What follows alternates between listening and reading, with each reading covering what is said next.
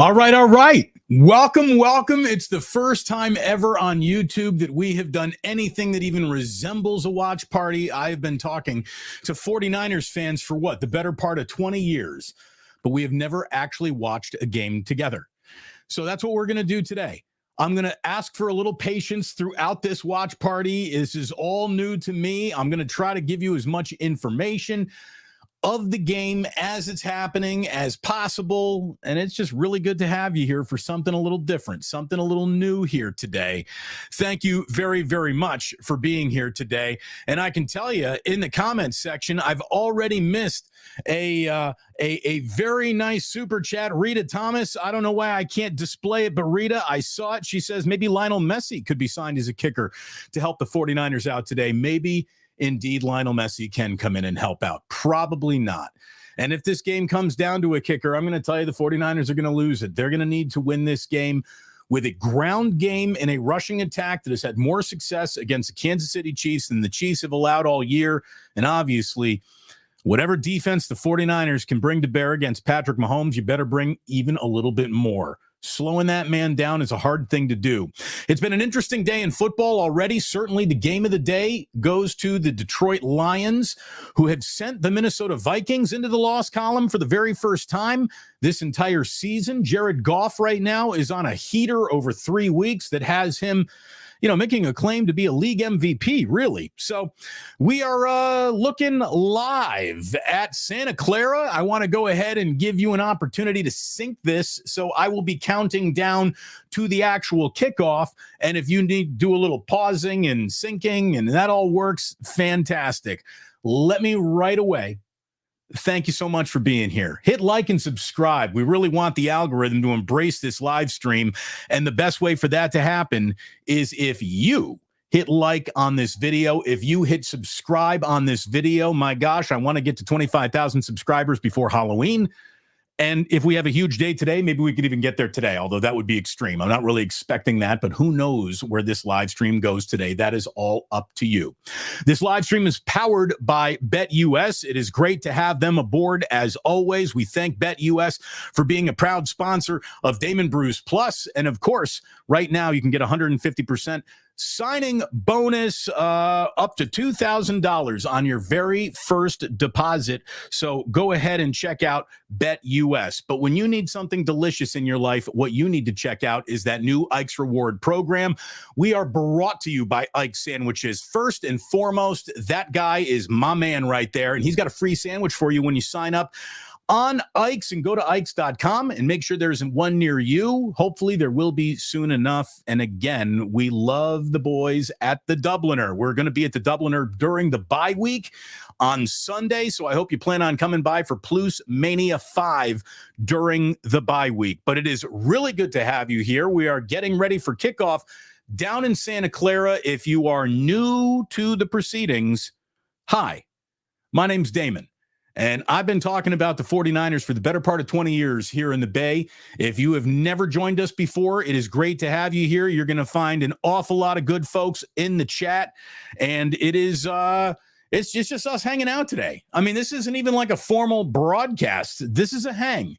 And hopefully it's a really good hang that leaves the 49ers in a really good position before the Dallas Cowboys get here for Sunday Night Football next week. And then the week after that, obviously, is a bye for the 49ers. The Niners are going to get the ball to start the game. Ricky Pearsall, when will we see him on the field? He is activated. Juwan Jennings is not. And we got a kickoff in Santa Clara, and we are underway. Harrison Butker puts it through the back of the end zone, and that is hopefully something that the 49ers can count on today. If you're asking me what's the best way to find the 49ers in the loss column, I will tell you that something went wrong on special teams today. Before it even goes wrong, I'm expecting something to go wrong on special teams today.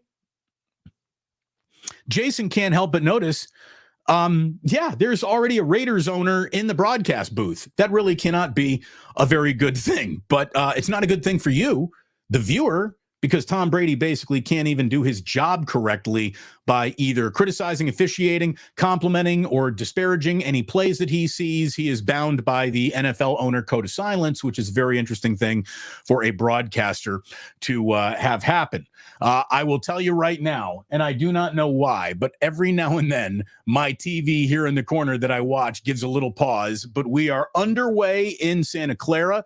It is good to be here. Let me bring up a little game cast for you so we know what's going on in this game. We are going to go to the game cast, and we are going to go to the there it is. We got the game cast underway. Let me move this over so you can hopefully see it a little bit better. Is that good for you? We are going to keep our eye on what's going on. We got Jordan Mason losing a yard on his first carry, and he makes it up on the second, but we got a flag on the play right away. And so Kansas City Chiefs have the officials on their side if you are a tinfoil hat wearer right away. We got holding on the 49ers, so that is going to move it back. Alan Eck, today's referee, has been hitting the preacher curls. He is trying to outpipe everybody on this field right now. What we have is a water. We got a backup water. We got a bottle of whiskey. Should we actually need that? And we got 2nd and 21. If you want to go ahead and make sure that your chat stands out, super chats are something that we'll be stopping and breaking for throughout the show today. I have decided to not spend any time with my children this afternoon, to spend some time with you.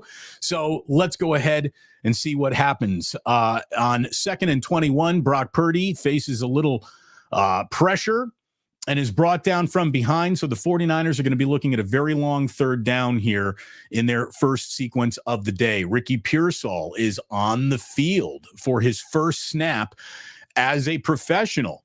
So let's see what Ricky Pearsall's got in store for us, everyone. Do I have to keep on hitting upgrade over here? Yeah, there you go. Purdy scrambles to the right for 2 yards, got taken down by Karlaftis. All right, Ricky Pearsall in the slot. Little blocking. Oh, what do you know? Kyle Juszczyk comes off a block by Ricky Pearsall, doesn't pick up the first down. The fact that the 49ers didn't put the ball in the air right there, conservative way to open the game. You don't want a mistake early on in the game. I got no real problem with that, but I'm sure people are already complaining about it. This is not exactly the commanding drive that the 49ers are known for early on in a game. The 49ers usually take the ball and drive at least, around the block once or twice, maybe have to settle for a field goal, usually want that touchdown. Didn't get it. A 3-and-out for the 49ers and a punt that is not exactly a boomer. Wishnowski gets the nice bounce, though. That's going to be inside the 15-yard line, and that's where the Kansas City Chiefs are going to be taken over. We got to see Ricky on the field. Ta-da! It has happened. It has actually happened. Ricky Pearsall on the field. Yes, one burn man. We saw him. It has happened. It's not a rumor. The man exists. Hey, we all know what he went through in the beginning of the year. That was just scary as hell. And the fact that he's out there in any capacity is really something else. It doesn't matter when he was able to join this team. The fact that he's alive is the miracle. Broken metronome already unhappy. Disgusting 3-and-out to start the game. Little swing pass to Kareem Hunt, and that did not go far. So it's going to be a 2nd and long for the Chiefs. I guess I really don't have to do play-by-play for you. I mean, my goodness, we're all watching this together. We all know what's going on together here. But hopefully you're synced up, and I'll be able to let you know. Oh, I got somebody who says, Damon, I am ready to go with Ike's sandwiches. That gets a retweet right there. I got a picture of somebody who looks like they're at Levi Stadium with a bag of Ike's. So we got happy people already at Levi Stadium, even though the 49ers haven't done anything to make anybody happy early on here. Stout run defense up the middle. Good to see that. Devondre Campbell actually in on a tackle. Good to see that. He will be picked on today by Andy Reid. We all know that. So let's see when that officially begins and what that looks like. D. Winters gets a start out there today. That seems to be good for business. We'll find out together, though. Here we are, 3rd and 6. Mahomes changing the call at the line here. We'll see what happens. On the first 3rd down of the afternoon, that is going to be a 1st down and then some. 1st down, Kansas City. That was easy. McCole Hardman picks up 17 on that play. We will try to go ahead and give you a different look throughout the day. Sometimes it's going to be an awful lot of the game being in the background, and I guess we'll do a little bit of this at times too, although that does cut off my head a little. Maybe we can do that. Is that better? Again, I think that might be the way to go this afternoon here for an awful lot of the live stream. I don't have a producer that I'm working with today. Every single video manipulation or call up of any of your chats, I'm doing it myself. Again, we've never done a show like this, so bear with me for any and all lunacy that actually breaks out on this show. Do I know what I'm doing? The answer is not really. Chiefs are going to be at midfield here in just another heartbeat. They're going to be looking at a 3rd and short after a cream hunt run up the middle. So it is a 3 and out for the 49ers to begin the day, and Patrick Mahomes is ahead of the chains. We all know how ahead of the league Andy Reid is whenever they're coming off the bye.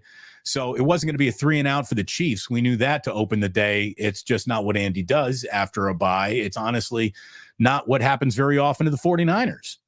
So we will see what 3rd and 1, second 3rd down for Patrick Mahomes of the day, second of the drive. It is the Chiefs' opening drive, and that is an incomplete pass. Mahomes was not really rushed or pressured in the pocket, but he let one go behind the receiver, an incomplete pass. It is 4th and 1, and it is not the time to get aggressive on 4th and short on that side of the field for Andy and company. So it looks like the 49ers defense is forced to punt, and we got Nick Bosa getting his hands on Patrick Mahomes for the very first time today. Did not sack him, obviously, but he got his hands on him, shoved him down, a little pressure, and it is a fake punt. I told you that the 49ers were going to see a fake punt, but it looks like they have stuffed it. 49ers special teams. I knew that Andy Reid was going to come and attack a weakness. The special teams have been a weakness for the 49ers, and that is a huge early miscalculation by the Kansas City Chiefs. That is a big mistake by Kansas City. The 49ers are going to get great position. They snapped it to the up back, and the 49ers were just all over that. Absolutely all over that. So special teams play of the year. I mean, I don't know about that, but it's a first moment of special teams that hasn't been an unmitigated embarrassment for the 49ers. So the Niners are going to get the ball back here. Let me make sure that we're not running any commercials or anything, because that would be annoying if we had unintended audio popping up. But I guess when the game is in commercial, the game cast goes dark over on ESPN. So there you go. We will get through that and take a look at that as we go along. Anyways, look, it is great to be here. No doubt we are at Maximum Football.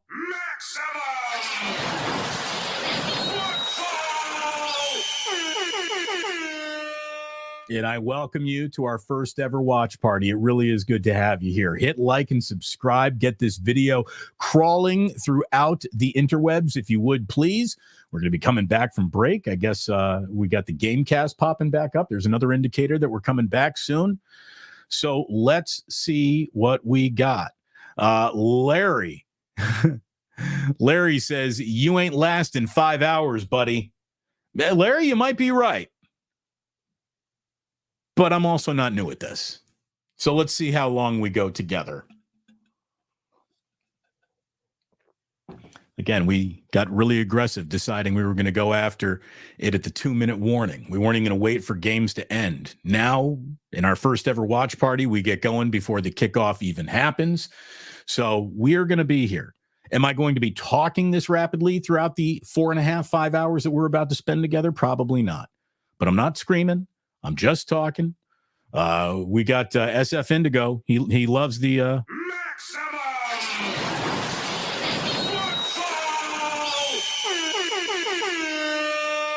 got to give the people what they want.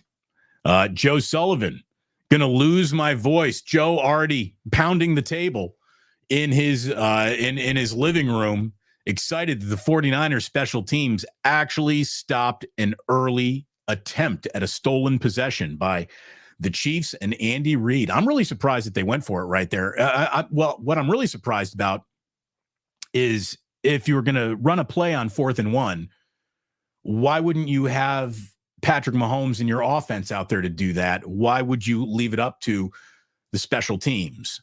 Well, the reason is Andy Reid and the rest of the NFL, I don't think, has much respect for the 49ers special teams. But Brock has got it in plus territory to get going, and that is an interception by Brock Purdy. They give it right back to the 49ers. Brock just peeled around after a little play fake and threw a ball right to the Kansas City Chiefs. That was an awful pass by Brock Purdy. Awful pass.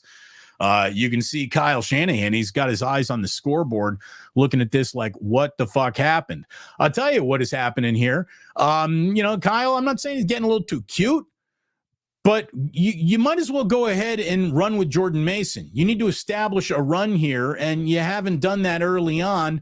Brock is looking for George Kittle, and Reed just stepped right in front of it. That's as easy an interception as the Kansas City Chiefs defense is going to have all year. I thought one of the keys to victory for the 49ers was going to be not turning the ball over, and that ship has sailed. So Patrick Mahomes comes right back, wide open receiver down the field. That is Gray, the tight end who's not Kelsey. And here come the Kansas City Chiefs after a 49ers mistake. Gonna lose your voice. I hear you. This is just not the start that the 49ers needed. Outside about the 35-yard line here, Kansas City, looking at a 1st and 10. Bazzi Mian just said, damn, Jaden Daniels just got injured. I hope it's not a serious injury. The most serious injury to a quarterback happened in Cleveland today. Deshaun Watson has looked like he has popped an Achilles. You could see it right on the video replay that there was a shudder in his back Achilles. And, you never want to root for anybody to get hurt unless that somebody is Deshaun Watson, in which case, who gives a shit? That guy's an awful human being. And the Cleveland Browns got better with a Deshaun Watson torn Achilles today. It's a weird thing to say about a man who's guaranteed $250 million, but that's the world that they're living in. Lenore, good coverage on Xavier Worthy. Talk about keys to victory for the 49ers. It's making sure that Xavier Worthy doesn't go over the top on you. That was the first deep shot to Xavier Worthy, but Lenore did a really nice job on coverage right there. So 3rd and 4. And right now, the best thing that is in front of the 49ers is to get another stop here and just hold Kansas City to a field goal, which, Harrison Butker's going to make from that range. It's kind of what he does. So a big 3rd and 4. Big 3rd and 4. Nick Bosa, good get off. Patrick Mahomes scrambling with his legs, and he picks up the 1st down. That was very much like the overtime 4th down that the 49ers had in front of them with Kansas City in the Super Bowl.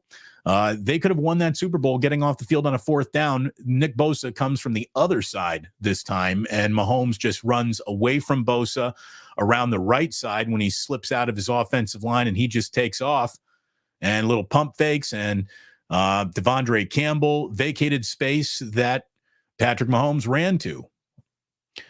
A bad red zone offense for the Kansas City Chiefs is something that they're looking to do here. Oh, they get to Mahomes on 1st down. First sack of the day for Nick Bosa. So he does get to Mahomes on 1st down. Unable to stop Mahomes on 4th down. At least they got to him on 1st down.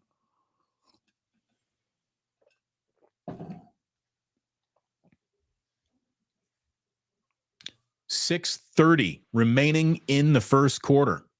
Tick, tick, tick, tick, tick. First quarter feels like it's moving quick. So let's see. 2nd and 15 for the Chiefs. Mahomes gets a ball batted up in the air at the line of scrimmage, and the 49ers have created their first turnover of the day.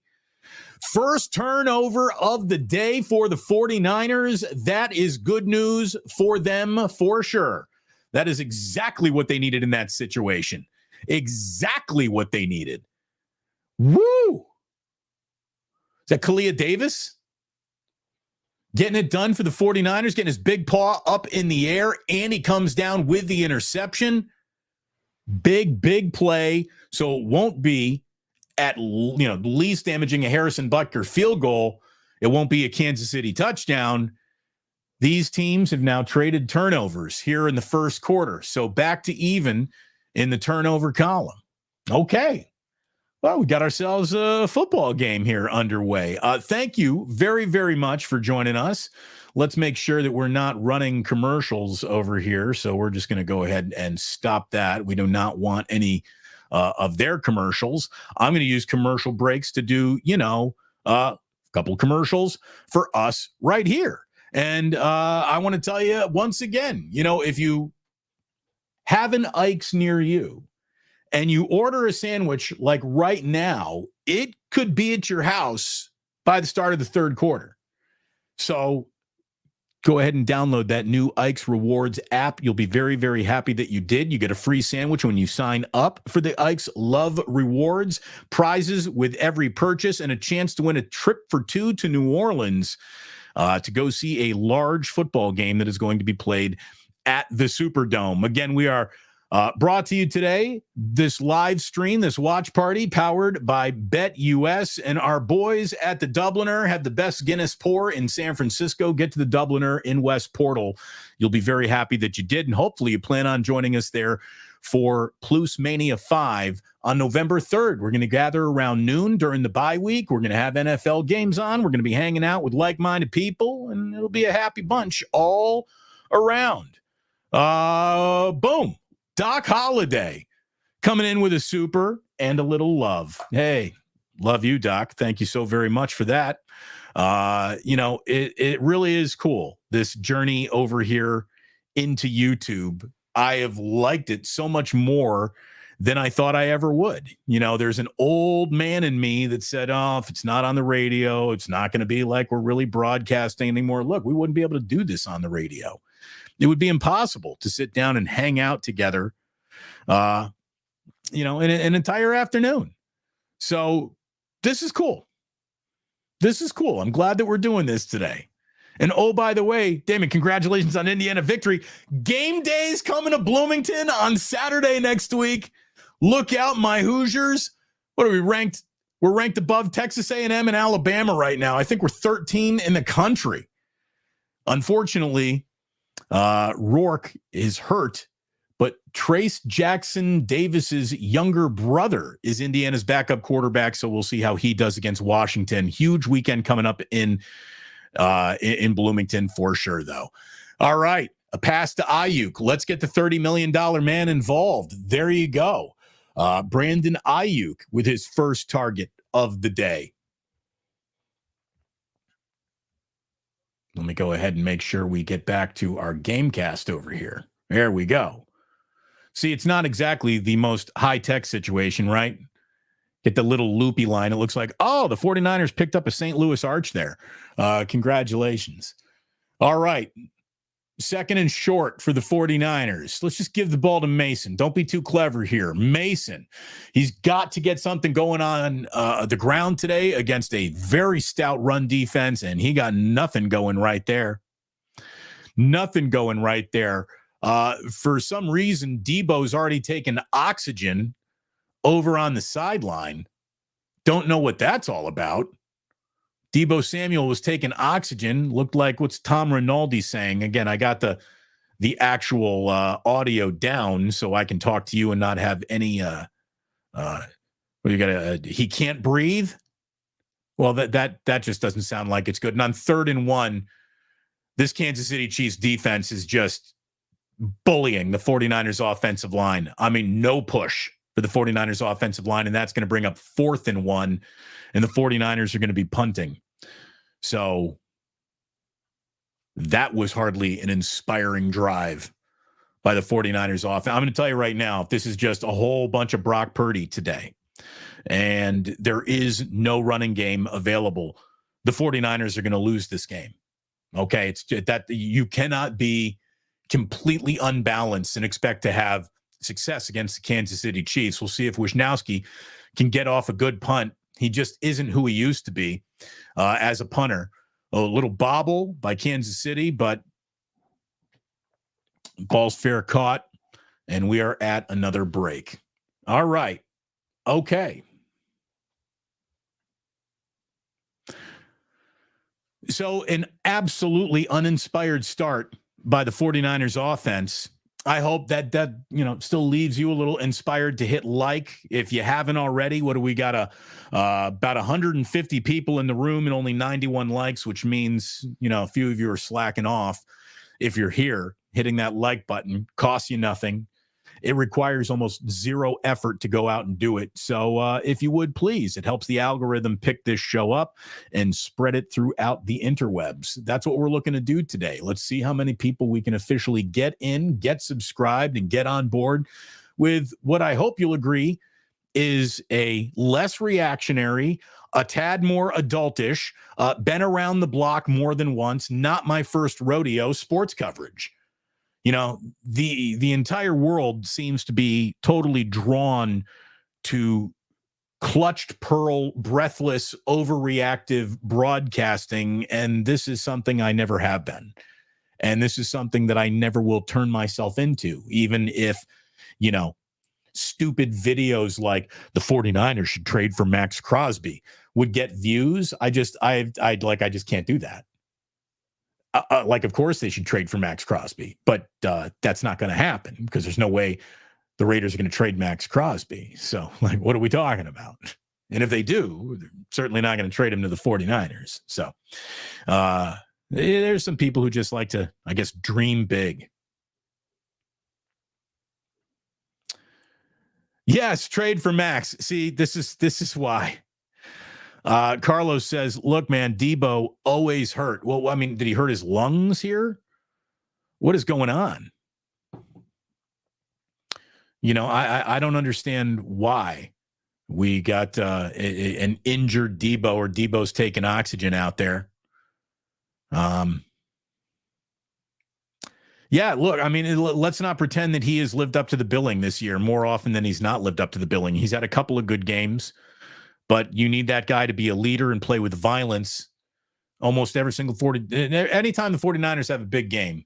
If Debo is not involved early, often, and just playing nasty football, that's not good. That's definitely not good. Lucas saying Tom Brady is distracting. Dude can finish a thought before the play is snapped. Yeah, look, Tom Brady is one of the overpaid broadcasters of all time, and I still don't know what he is going to add at all going forward if he is incapable of being around the teams that he's covering. He can't even go into teams' facilities. He's basically someone who is not allowed to talk or prepare for games in a way that we're used to seeing. We got a little Juju Smith-Schuster tight shot on the sideline. Is he hurt? Either way, Kansas City's got the ball back, and they're getting some yardage in their running game. Gorgeous tackle. Woo! Wow. Malik Mustafa just came up and filled a hole, and he took Kareem Hunt down with the most textbook tackle you will see anywhere on a football field. Malik Mustafa. Hello. Wow, that was a gorgeous tackle. 3rd and 3. 3rd and 3 coming up for Kansas City. This would be a great place to get off the field, 49ers defense. The Chiefs are way back in their own territory. And you can You can be very, very happy with your field position if you can get off the field right here. Feels like Patrick Mahomes is uncomfortable, and he is once again. We have a sack. Mahomes has gone down. Leonard Floyd pulls him down. Bosa came from the other side as well, but that is a Leonard Floyd sack. Well. Dude, Travis Kelce just doesn't move like he used to. I mean, there's no debating that. Travis Kelce is really not who he used to be in this league. It shouldn't surprise anybody. You know, you can't hit that road work when you're in 10,000 thread count sheets, and I'm guessing Taylor's sheets are very, very comfortable. All right, that's an old boxing metaphor. A punt from the end zone, which will be fielded around the 40-yard line, and Jesus Christ. I mean, yeah, I mean, it caught the ball. Hooray. But it's always an adventure. I mean, that was a spinning fair catch. Freaking miracle. The 49ers didn't turn the ball over right there. God, this team on special teams is just the least fundamentally sound special teams. You know, even when they're drawing tiny special teams penalties, like last week, you know, getting pushed in the back, you just stay in your running lane. Learn how to fair catch a ball like you're not in high school. God. I mean, it's unbelievable. Jacob Cowing nearly coughed one up, but he didn't. Close only counts in horseshoes and hand grenades, right?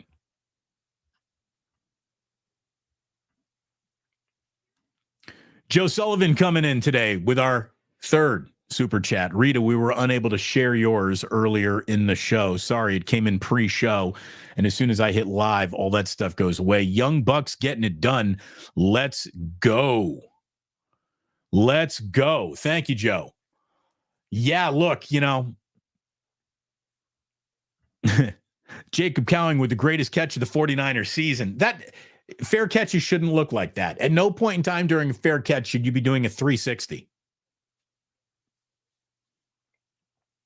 It's just I don't know what to tell you. This team on special teams is dedicated to being an adventure. Like at all times, dedicated to being an adventure. I don't know why. I really don't know why. Anyways, thanks to everyone who's got a super chat. Thanks to everyone who was in here during your commercial break. Perfect time for you to hit like and hit subscribe, even hit notify. If today's live stream and watch party goes really, really well, maybe we'll do this again next week for the Dallas Cowboys game when the 49ers had the stage like all to themselves on Sunday Night Football. So we'll see. It is a bye week for the Dallas Cowboys. So second opponent in the row, the 49ers are going to have a rest disadvantage against the rest disadvantage in this game, a little bit lessened by the fact the 49ers last game was last week's Thursday night game. So they got a few extra days to rest up and get ready for the Chiefs, who again, Andy Reid, 23-2 or something ridiculous like that coming off the bye week. I mean, the guy's just the best coach ever. First 6 possessions in this game, 3 punts, 2 turnovers, and a failed fake punt. Hardly a redo of Super Bowl caliber competition in this one. On first down, Purdy with a little play action overthrows George Kittle by a country mile. So, okay. I know that the 49ers are looking at that Kansas City Chiefs run defense and saying, man, we're not getting an awful lot done right there, but you just can't give up on it. You really can't give up on it.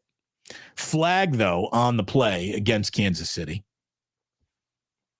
G. Martinez is getting cocky. Yay, refs on our side. Yippee. I don't know about that. Let's see. Is that a hold on Kittle? I mean, I've seen a whole lot worse. 49ers will take it, and they won't apologize at all for taking that. It is a technical PI, but man, Big Mac, did we get a call? Yeah, Niners got a call, right? Niners actually got a call, and that's going to put them into Chiefs territory. Brock again tipped up, and God, he nearly threw another interception. I mean, good God, what are the 49ers doing here on first down? They're putting the ball more in jeopardy than they're doing anything else with it. Drew coming in. Go Niners. This is great, D. Bruce. Again, we've never been able to watch a game together. We've never been able to just hang out together. So today's the day to do it. Let's see how it officially goes. So far, this game has been ugly and sloppy. Jordan Mason makes a cut, goes forward, picks up a little bit of a gain there. The 49ers going to be looking, I'm guessing, like 3rd and 6. Yeah, it is going to be 3rd and 6. But Drew, thanks very much for the super. Appreciate them all today. If you bring in a super chat, it goes into a starred. It automatically catches my attention. So we will not miss any super chats today. I can promise you that. Thank you very much, my good friends. 3rd and 6. Can the 49ers pick up their first down of the day? And no, Brock Purdy is way behind. Well, who was his target there even? Was that Brandon Ayuk? Purdy was 3 feet behind him on that throw. The 49ers are all out of fucking sync. Or, I mean, that's pretty obvious. The 49ers have begun this game completely out of sync. Just across the board. The offensive line isn't executing. Brock Purdy's not executing. You know, I'm not going to say these routes are being run incorrectly, but it's not impressive so far. They are lining up for a field goal with their 3rd kicker of the season, Anders Carlson. This is his first attempt. It is a 55-yarder. And, dude, I mean, I've always said, when you got a 55-yard field goal, you want Anders Carlson out on that field. It is good. And the 49ers, somehow, some way, are on the board first. Again, field goals will get you beat against Kansas City, but they'll take a 3-0 lead given the fact that they have been dreadful here in the first quarter. Unimpressive. Jam is like, damn, holy shit, that field goal looked clean.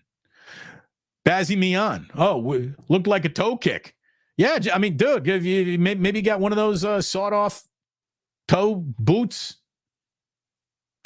Stacy Leo, watching from the Plex in San Jose. Stacy, always great to see you. She's a OG original Pluser. I hope we get to see you at Plus Mania, Stacy. But it is great to see you. Great to see so many regulars and a few names that we have never seen before.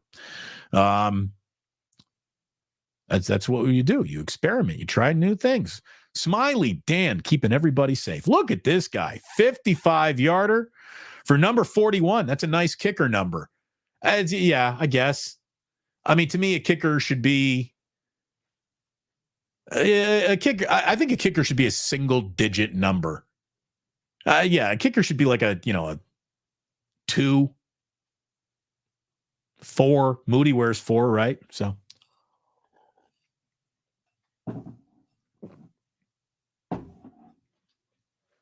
We got about 66 seconds left in the first quarter here.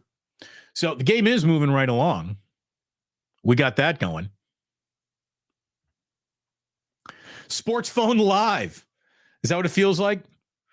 Thank you very, very much. It is good to be with you. It really is. It's cool that we get to hang out and do this. I mean, I've never done a watch party. I don't even know whether or not they're a valuable thing, if we should do more or less of them. We'll find out and seeing how this one goes. But thank you very much for being here. It is great to have you here. Our man Joe Sullivan, old school Pluser, made a YouTube official. Joe Sullivan, welcome to the initiated, Joe. It's been initiated for a month. It is official now, indeed. Thank you very much. Really, really appreciate it.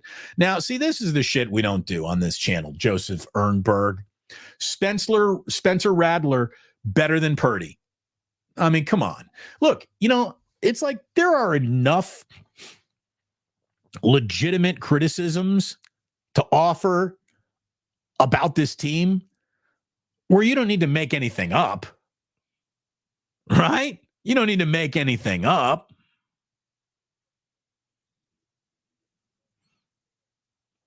And that feels made up. As a matter of fact, I know that that's ridiculous. Joe, this is great. It's like Damon's calling the game. I mean, seriously, at what point is the NFL going to cease and desist me over here? Or is the fact that YouTube is a partner with the NFL, they're just going to be like, nah, it's good.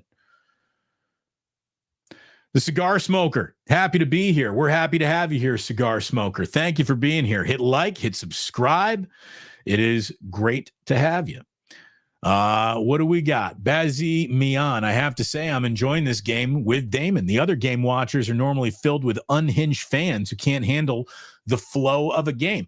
Well, yeah, I mean, you know, if there's one thing I've noticed, there are several very good content creators on YouTube, and you can find them.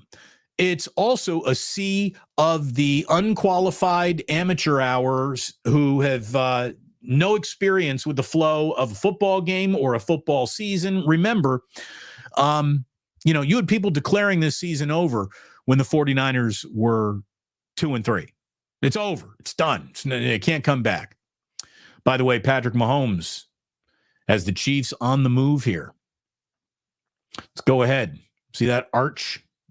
Hold on. Let's refresh that bad boy. So Kansas City on a little bit of a drive here. 49ers up 3-0. I got a frozen television for some reason. It happens on this TV. I got a backup TV over here. The thing is, this TV over here is my my best TV, but this TV over here is the one that's in my field of vision, and that's the first quarter. First quarter is officially in the books. Let's see. I'm going to be marking some times down so I know what's going on. First quarter. And when we wrap up quarters, what we're going to do is try to make a few quarters by telling you about all of our sponsors. First of all, you can see that you will be a happier person if you have an Ike sandwich in your life. He's even got purple bread for you right now to fit the Halloween season. Hopefully you live around in Ike's. Over 100 locations, many of them on the West Coast, going up and down the seaboard. And let me tell you, call a congressman, call a senator, vote for it in the upcoming election that an Ike comes to your hometown soon. Ike's sandwiches are unbelievable. And if you sign up for his new Love Rewards program, my friends, what you get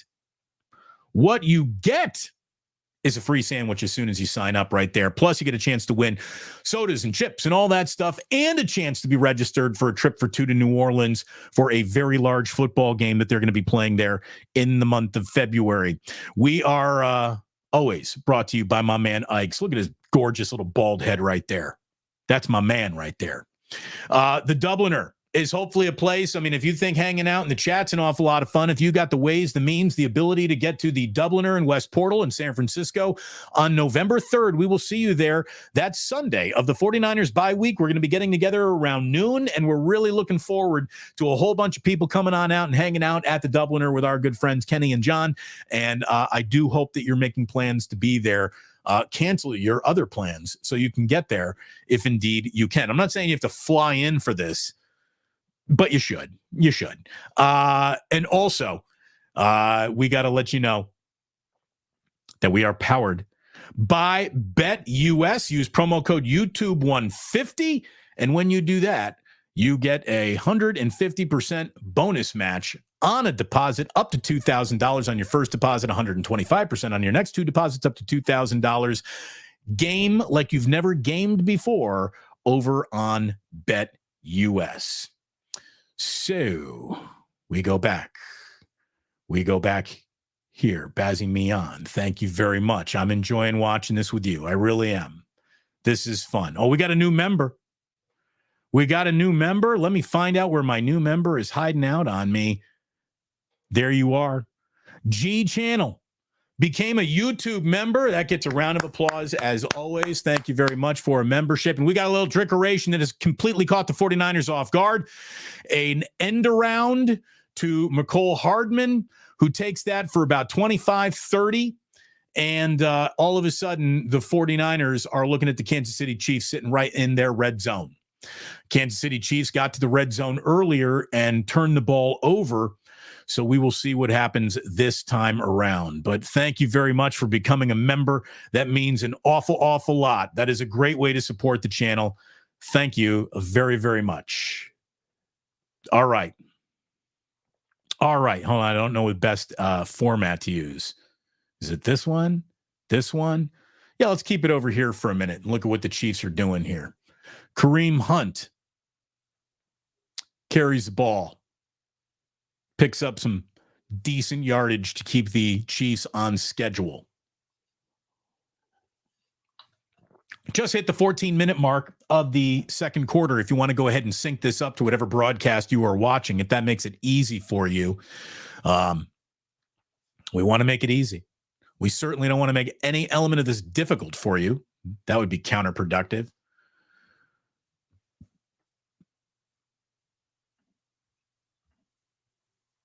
Yeah, what do we got? A spammer in here? Yeah, we ain't suffering through no spamming.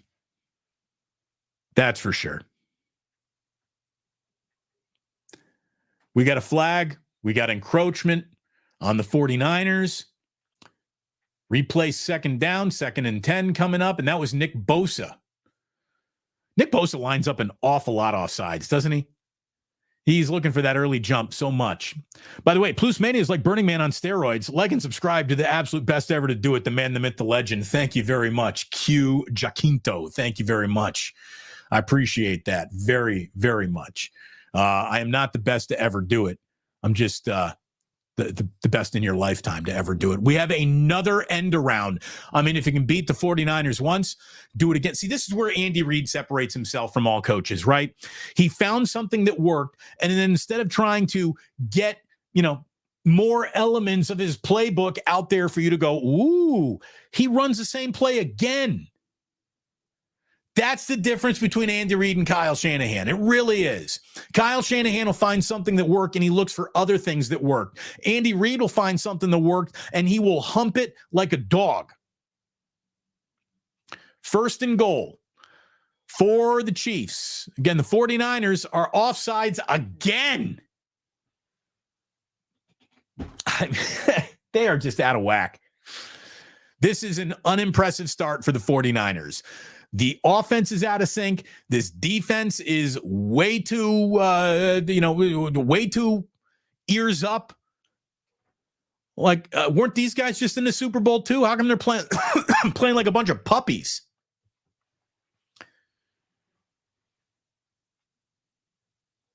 Kevin Givens.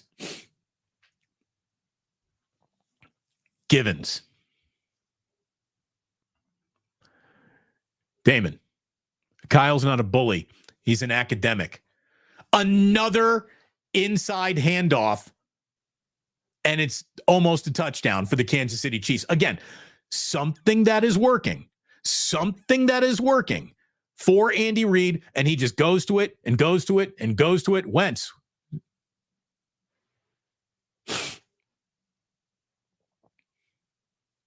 That was Carson Wentz. I mean, Andy Reid's just got all sorts of fun in his playbook. He really does. 2nd and goal from 2 yards. Flag is on the play. It's going to blow it dead. Dead ball. Carson Wentz coming in there. Dude, I'll tell you, the last time we saw Carson Wentz, he played backup for Sam Darnold and the Los Angeles Rams last season, and he kicked the shit out of the 49ers. It wasn't a game that the 49ers needed or had a lot of their starters in, but Carson Wentz was the best player on the field that day. Again, Andy Reid, when he knows something is going to work, he goes to it, and then he goes back to it, and then he goes to it, and then he goes back to it, then he goes to it, then he goes back to it. 2nd and goal from the eyelash in front of the 49ers end zone. Again, Andy's got guys all in motion, crazy eye candy all around. This is going to be a touchdown to Kareem Hunt right up the middle, and it is 7-3 Kansas City. Well, 6-3. We'll see what happens with the ensuing point after touchdown, but Harrison Butker usually makes those. A completely unimpressive start to this game for the 49ers. There is nowhere to go but up. They have been limp-wristed and undisciplined defensively. Offensively, they have been disjointed. Purdy looks out of rhythm with his receivers.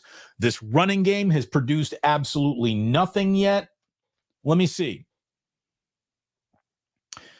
49ers so far have run 10 plays, 2.8 yards per play. Meanwhile, Kansas City's averaging 5.6 yards per play, 20 rushing yards. That's all the 49ers have so far. They've picked up 1 first down so far this afternoon, and it is a 7-3 lead for the Kansas City Chiefs. Yeah, Niners need to do some serious waking up. Some serious waking up. Yeah. Carson Wentz, Niner killer. Kind of nuts, right? That's a little crazy. Carson Wentz, 49ers killer. Again, it is a commercial break, which means you got nothing to do right now but hit that like button. About 175 people are watching this live right now in the room. We got about 150 likes. Let's go ahead and get that up. And I'll tell you what, you really want to make this bad boy start singing all across the algorithm. Share it with a friend. You know, a Niner fan who is watching this one, a pal of yours who's in another state, in another apartment, in another part of the city, and you're not watching together. Hang out right here together on YouTube. Share this video and tell your friends about the Plus and how it is officially a place where, you know, people who are not at their first rodeo get together and watch sports like a whole bunch of folks who don't get rattled by everything that they see.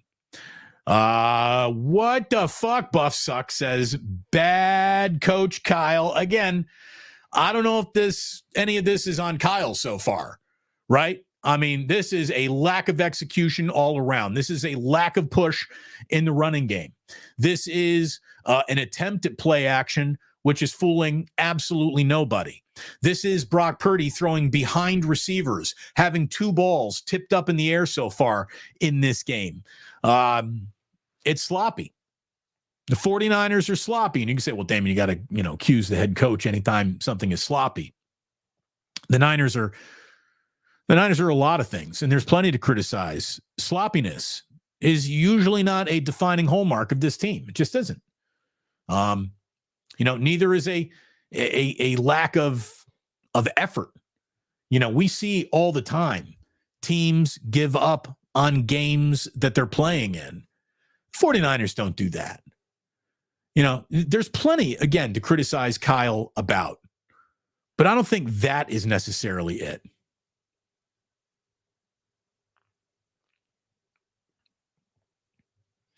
Andy Reid's going to shove a few of these trick plays in today. Dude, Andy Reid's got candy for you. I mean, Halloween's coming up. Yeah. Sorensen, get your unit together. Well, now here it is. Another moment of special teams. Hold your breath. Oh, the 49ers are just going to take a knee right there instead of even trying to return it. And that's probably the right thing to do. That is the right thing to do. This team doesn't have, enough house credit to be trying to make a play on special teams when most of the plays on special teams are disastrous, if we're being totally honest. Dead on arrival. What the fuck, Niners? Joe, thank you very much. It's not a good start at all. I thought a good start, no turnovers, establish the run. This is how the Niners are going to win today, and they've done none of those 3 things so far. They've not established the run. They've turned the ball over. This is not a hot start, although finally a completed pass to Kittle, who's been targeted a few times in this game, and Brock Purdy has his second completion of the afternoon. It's the second quarter. So that means everything is out of sync and out of whack in this game so far. Let me go to the box score. Here we go. Let's turn this around for you so you can see what's what here on this drive. So Purdy picks it up for Kittle. It's now 2nd and 2. Purdy in shotgun. He's been in shotgun so much this year. He's not an under the center quarterback anymore. Another batted down pass.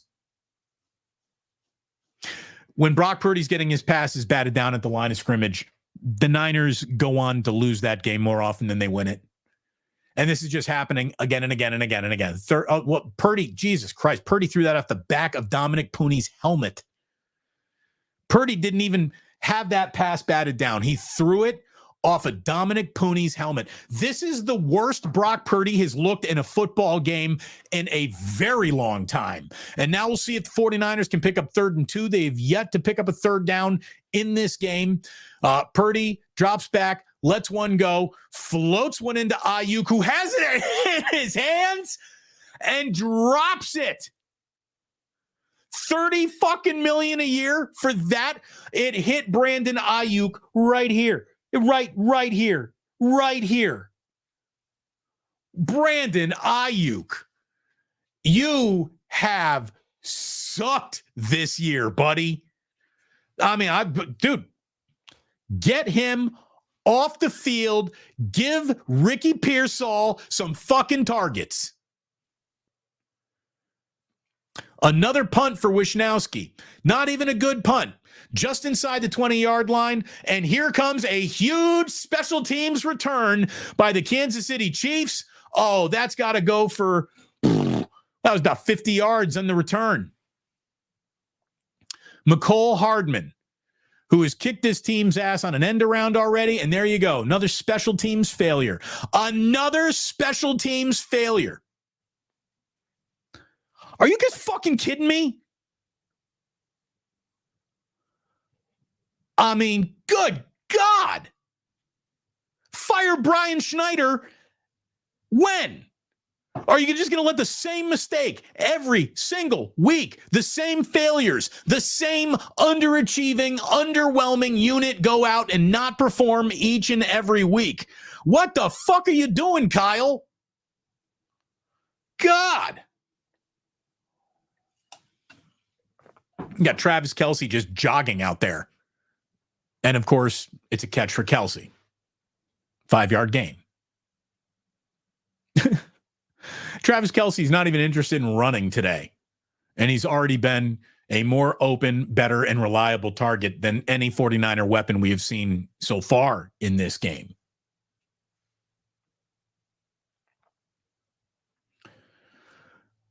D-Shot. 316. I've net seen you in here before, D-Shot, so welcome. Hope you hit like and subscribe. What a waste of money for a mid-wide receiver. Look, there was nothing mid about Brandon Ayuk last year, but he has not. Mid would be a massive upgrade. Give me mid Brandon Ayuk. This is like some rookie who's never played. Brandon Ayuk has been objectively awful in all but one game so far this year. And for $30 million, that is not exactly getting it. Damon, what happened to your ebb and flow psyche? Yeah, well, when I see a team just building a house to lose in, I'm going to tell you about it. And right now, the 49ers are doing everything conceivable to get their ass kicked in this game. Everything that the 49ers could do to lose this football game are the only things that we've seen the 49ers do. It's like they were unprepared for kickoff. I'll also tell you there's an awful lot of football game here left, but you got Patrick Mahomes now like basically doing option passes forward. He's flipping the ball forward for big gains. It is 1st and 10. Chiefs are in the red zone once again. Xavier Worthy, their rookie. Okay, another end around. I mean, seriously, Andy Reid will find something that works against you, and he will just keep going and going and going and going and going and going and going to it. How many more end arounds in this game? How many more end arounds are you going to see today? I'm going to set the over-under right now at 2.5, and I'll take the over. You're going to see more of this. Why wouldn't you? It works. It works.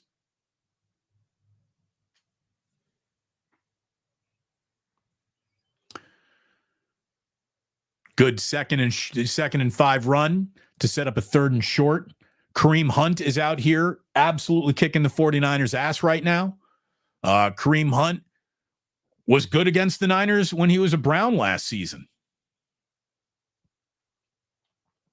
Man, that was awful.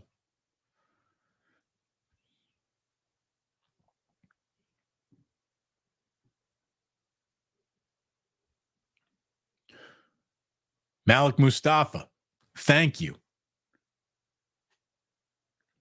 Does Malik Mustafa do here? Am I behind you now? Oh, we got a timeout. We got a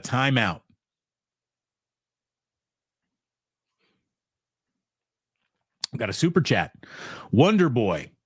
Can we fire all the folks demanding that the 49ers fire Kyle Shanahan? They must love Tom Sulaball. Bro, this league is full of Kyle wannabes. Well, Wonder Boy, you're right about that. Now, it's not been a good day for Kyle or the 49ers.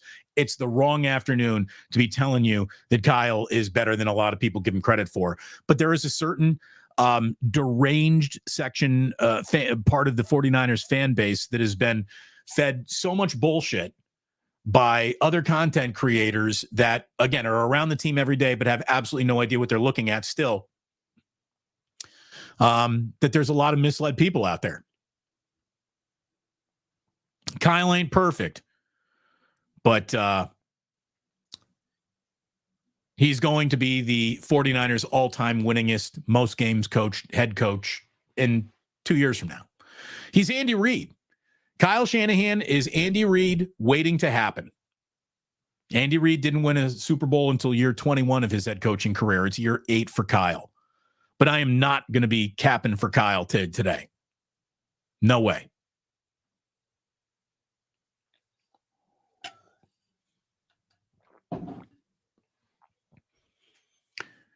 A totally unimpressive start.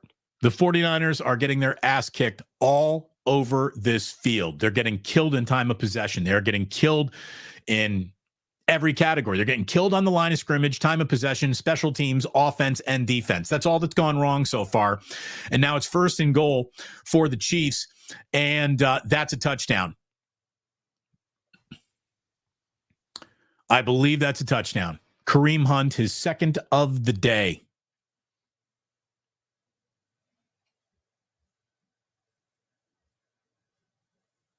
This is awful.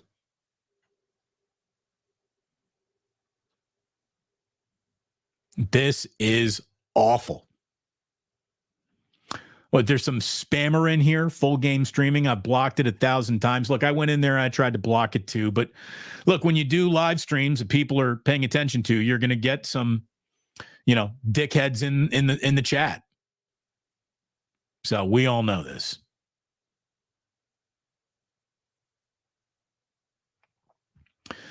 What is going on with special teams? Well, GW4949, the 49ers have an awful special teams coach. I don't care what his reputation was before he got here. The 49ers special teams has sucked every single game this season. Every single one of them. All of them. How many games have you sucked in? All of them. They make a cataclysmically bad mistake. Even when the 49ers win, they make mistakes. Winters whiffed on the tackle. Yeah. But there's nothing but whiffing going on out there.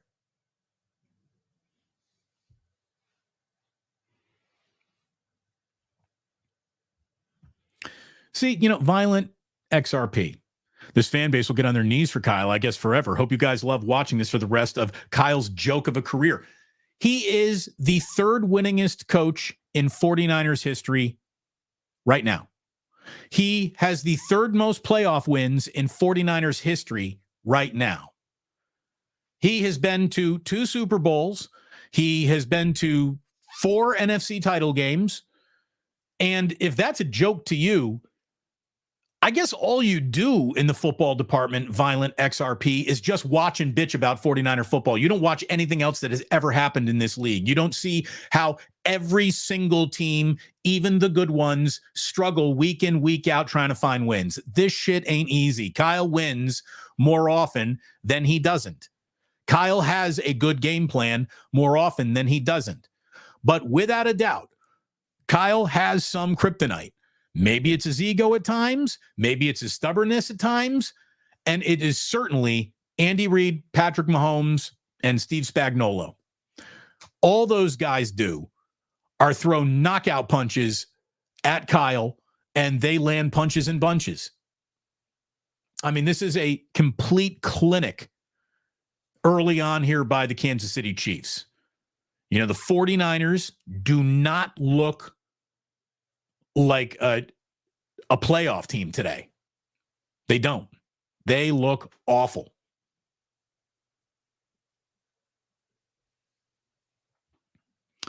Joe saying they just have our number. Yeah, I mean, how could you argue with that?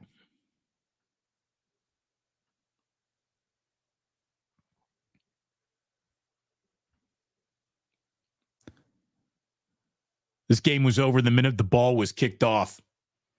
Oh, look, this game was over the minute it was scheduled. Andy Reid out of a bye week means you're going to lose that football game. You know, those who chose to ignore history are doomed to repeat it.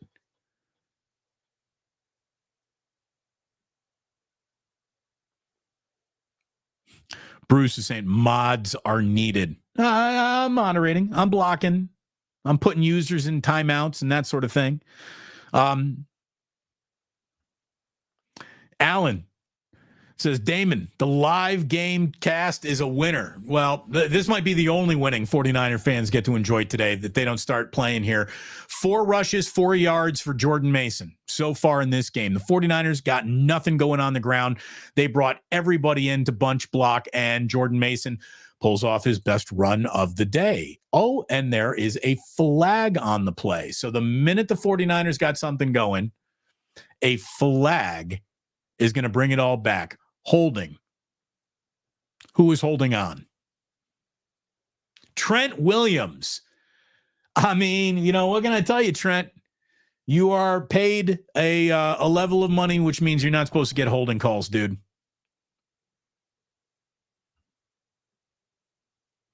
Trent Williams. How many penalties on the Niners already? Is it 4, 5 penalties?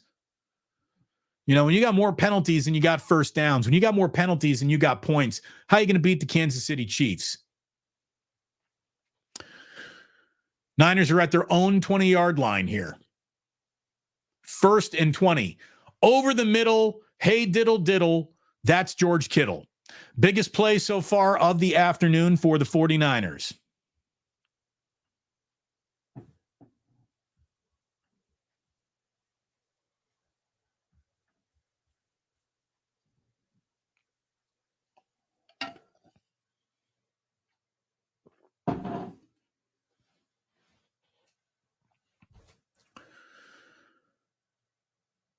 By the way, there's under 6 minutes to play here in the second quarter. You know, if this is going to be a bad day of football for the 49ers, maybe it'll mercifully come to an end. We got a first carry of the day for Isaac Guerrero, and he does very little with it. Goes around left side, maybe picks up 2 or 3. Go back to the game cast. Boom. Isaac Guerrero picked up 2. 2nd and 8. We're at the 5-minute mark in 3, 2, 1, 5-minute mark on my end if you're trying to sync up the broadcast with this video. Little play action for Purdy. He's going to get pulled down from behind, and that is a sack. Karlaftis, Purdue guy. Man, you had Aaron Banks just totally whiff on a kick-out block. And that just looked awful. That looked awful.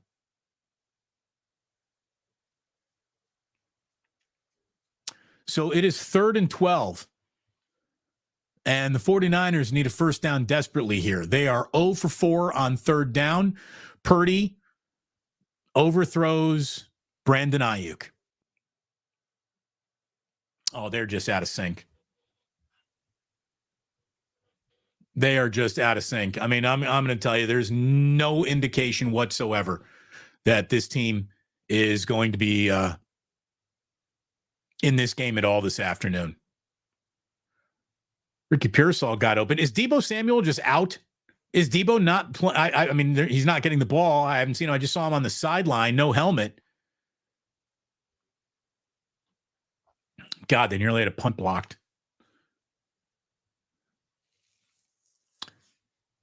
Well, if nothing else, the 49ers have flipped the field here. The Chiefs are going to start deep in their own territory. It's, you know what it really is for the Kansas City Chiefs right here, right now? And remember, the Chiefs are going to get the ball to start the third quarter.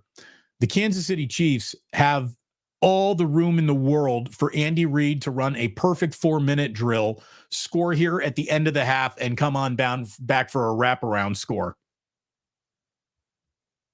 That could certainly be in play here.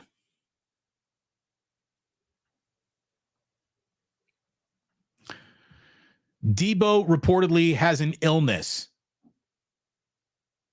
Then why is he at the game dressed, allowed to be sick around the team? Deebo's got an illness? Then why is he there? Why isn't he at home with chicken soup and some bed rest if he's so sick? I'm sick today, coach. Get the fuck out there and play.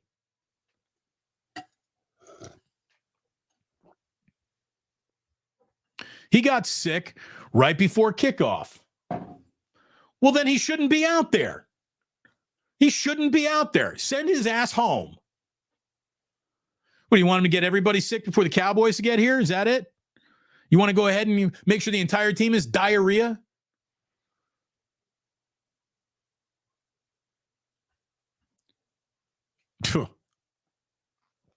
Jam 18 says it's called stage fright. Chiefitis. Drew, it might be chiefitis.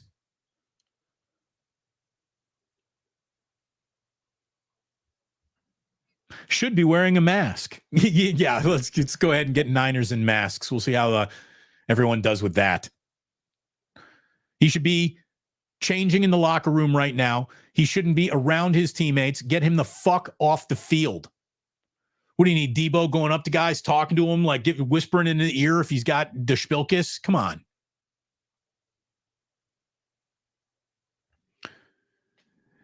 BZE says trade BA.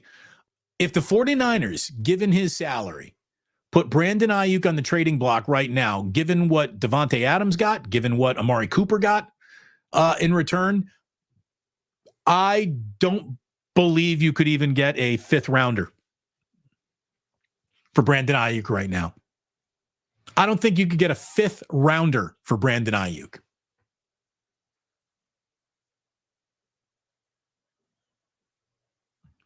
Tyler Williams says, Damon, we're at Levi Stadium. The stadium is dead. It was cracking about an hour ago. Kyle takes the wind out of everybody. Wasted ticket money. Well, look, when your offense is this bad, you're not going to inspire a stadium. Also, if you're at that stadium, it is so hot outside. Oh, Deebo's jogging back to the locker room, everybody. Okay. Oh, he's got a little cough. I've had a cough too. Get the fuck out of here.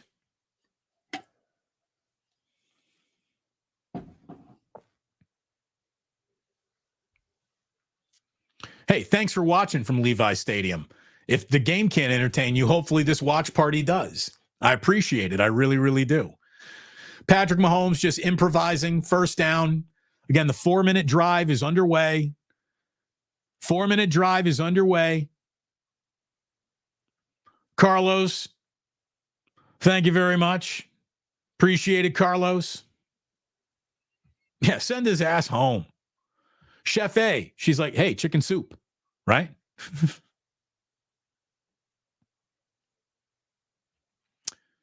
Again, we break for supers, and thank you very much. Jessry coming in here, just stuffing it in the ganja jar.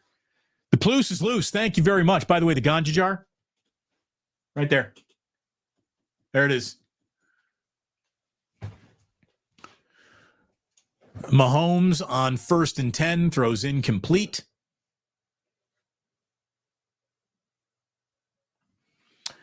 Got B-Star 003 saying anyone who thought this game was winnable was just selling fool's gold. I told you on Wake Up that the 49ers are going to lose this game. I told you that the Niners are going to lose this game. Yeah, I mean, that's the thing. You need someone who's not some just candy-ass homer telling you about your football team, and I am not that.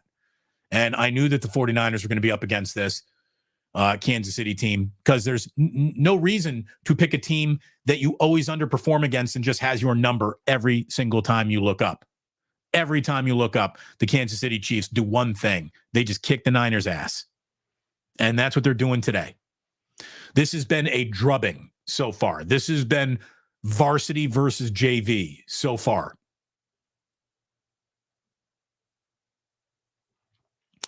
Special teams, failure. Offense, out of sync. Defense, getting pushed around. Playing undisciplined penalty snatching football. And we're at the 2-minute warning. 2-minute warning.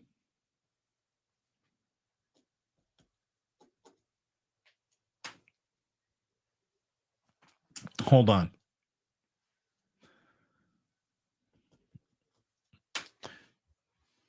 I got to make some notes. See, we get Debo got premenstrual cramps. Let's not do that. Let's not do that. We're better than that in here, okay? Millhouse Mead says Kruger was right about D. Winters, though. Dude looks like Greenlaw out there. Yeah, get Devondre Campbell off the goddamn field, play D. Winters for the rest of the year. I will suffer through his mistakes as a young player rather than watch an older player incapable of keeping up with young players, and that's Devondre Campbell. He's been the worst defender this team has so far this year.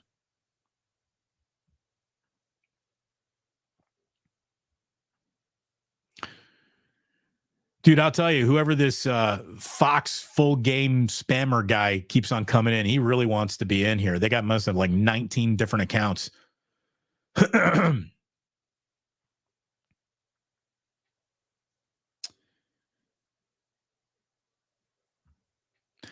Never Daunted Radio Network. Again, all Indiana alumni for the very first time actually know something about football teams that are good because we have one for the first time in our lives. This team's in tatters, Damon. No one person is to blame. It's collective failure. And I do agree with that. Here's the thing. They're not in tatters. Tatters means this is how you're going to look each and every week. This is how you look against the Kansas City Chiefs. You look like you're an inferior outfit to the Kansas City Chiefs because you are an inferior outfit to the Kansas City Chiefs. The Chiefs have everything. The Chiefs are everything the 49ers want to be.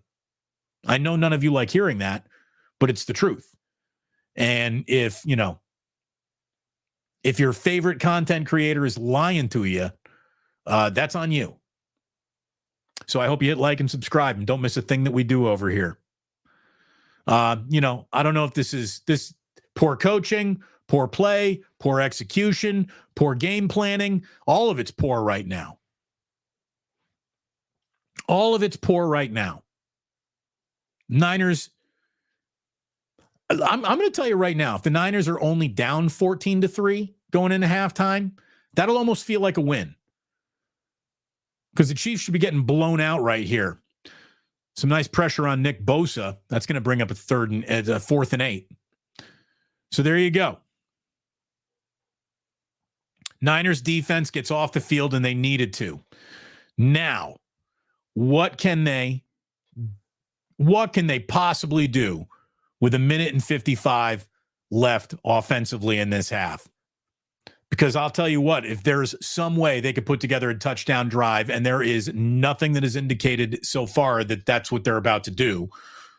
But if they can, this is a football game, kids. This is a football game. But this first half is a disaster. I mean, really.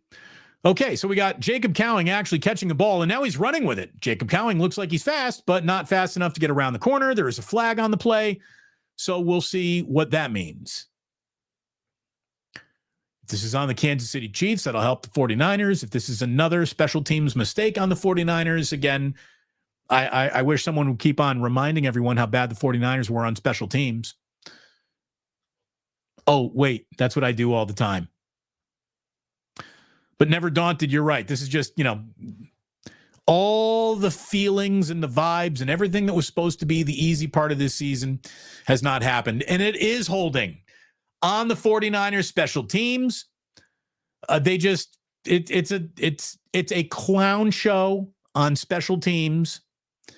Everyone who has been coached up by Brian Schneider makes mistakes. The two guys who have been the best special teams players are the kickers that just came in over the last 2 weeks. And that's because Brian Schneider hasn't gotten to them yet. 6 penalties and 2 first downs is the graphic on Fox right now. 6 penalties and 2 first downs. I mean, that's just losing football. So Niners looking to go 90 yards in about 90 seconds here. And that is going to be pass interference. The 49ers are going to pick up a pass interference. McDuffie was just holding Brandon Ayuk. But, McDuffie is obviously sticking to Brandon Ayuk. It's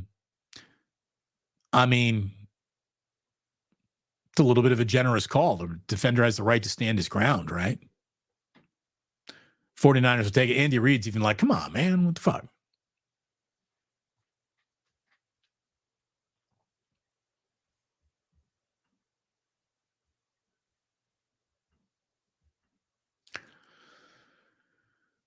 All right, so it's a new 1st and 10. Now it needs to be an 80-yard drive to find points. Second penalty of the afternoon on the Chiefs. Brock in the shotgun. He's got 3 wide receivers. He's got Kittle in the formation as well. He looks down the field for Ricky Pearsall, and he throws way over Ricky Pearsall's head. This is the worst Brock Purdy has looked. It's got to be his worst half of football, certainly of the year, if not his career. Brock Purdy looks awful. Brock Purdy looks like that fat dude right now with the arm sleeve in the play-by-play that we're sharing with you on the other screen right there. I'll blow it up. See that dude right there? That dude is how the 49ers are playing right now. The 49ers are playing like that dude looks. Just out of shape, out of sync, not very impressive.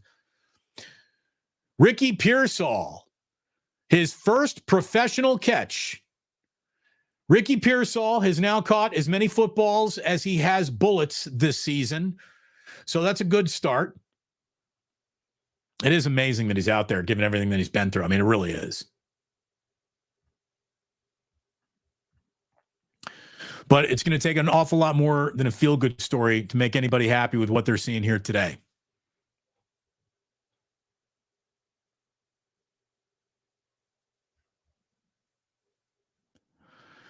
Damon, he has the Spilkis. Has he tried a bottle pull?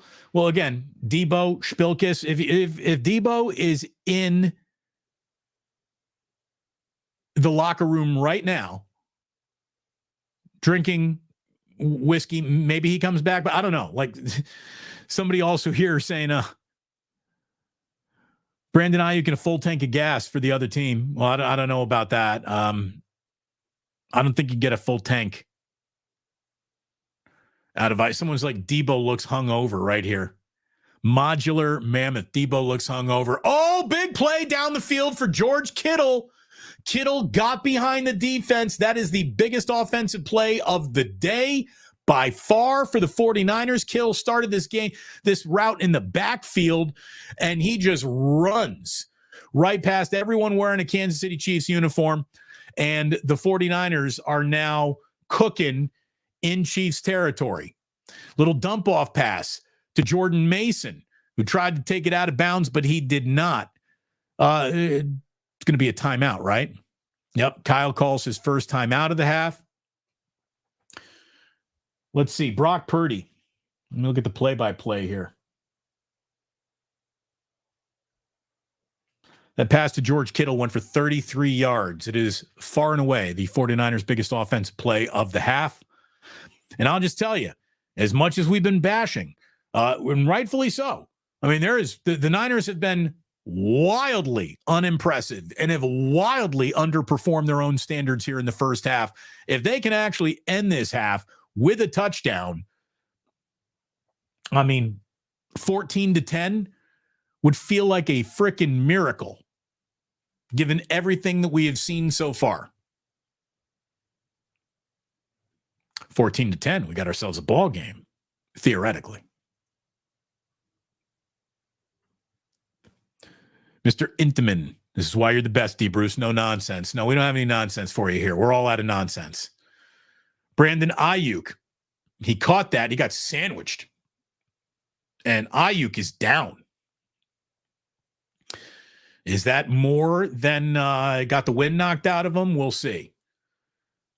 I think Brandon Ayuk got the wind knocked out of him.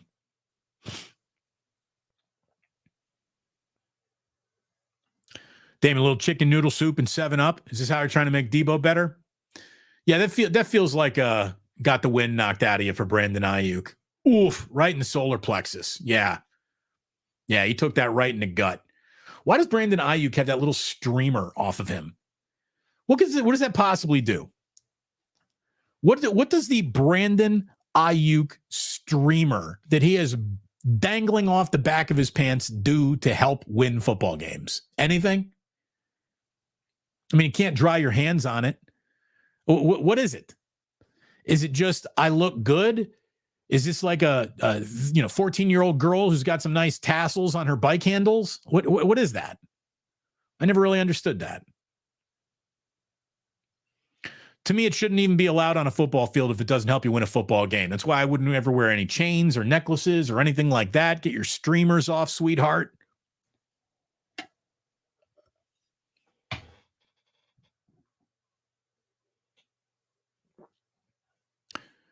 J Ram says, I wonder how Lombardi will glaze this game. Well, did Lombardi predict a Niner win?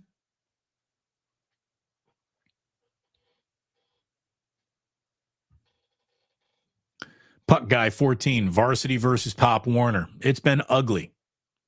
It has been ugly here.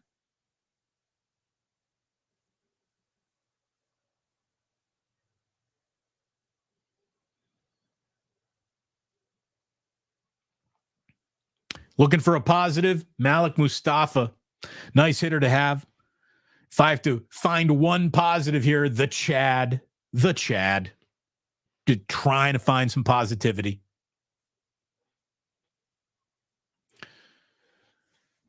Gerald Roden. Kyle should be embarrassed. 1 first down in the half. Oh, none of this is acceptable. And Kyle will be embarrassed. He's going to be furious when he looks at how bad this team has been in the first half. But I'll tell you, if the 49ers score here, they're very much in this game still. So this is the kind of shit that's fire Kyle, B-Star 003. What if they actually come back and win this game? Because that is a possibility. It will be a huge reversal in fortune based on what we've seen so far. But there is a chance that the 49ers win this football game. That still does exist. So firing your head coach while you still have a chance to win a football game just seems like a really dumb way to go about managing a football team, don't you think?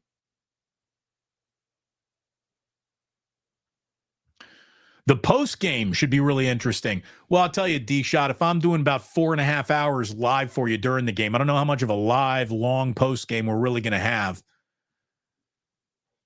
I do believe the kids are at the zoo right now with Jillian.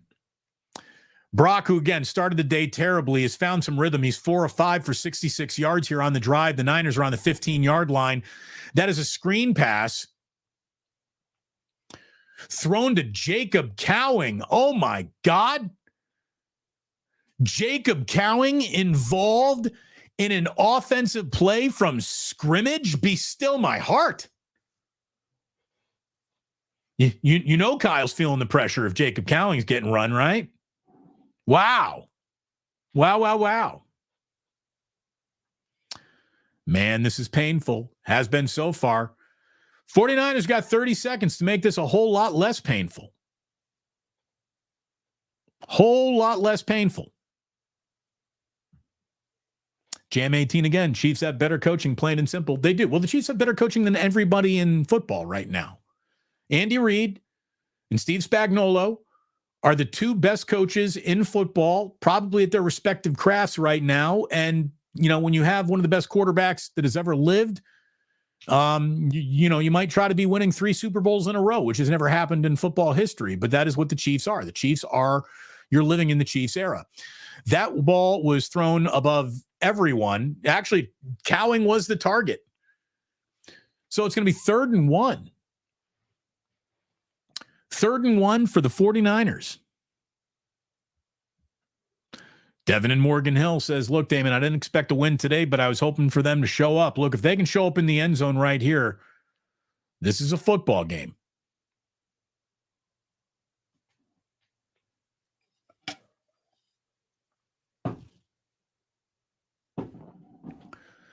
Oh, dude. I mean, 3rd and 1, and Jordan Mason is sliding across the line of scrimmage more than he's just running full into it. And this is 4th down in the 9. It is 4th. The Niners are going to choose to kick a field goal here. Why? 14-6 is better than 14-3, but kicking field goals gets you beat against the Kansas City Chiefs. Why did Kyle kick a field goal right there? I really not too fond of that.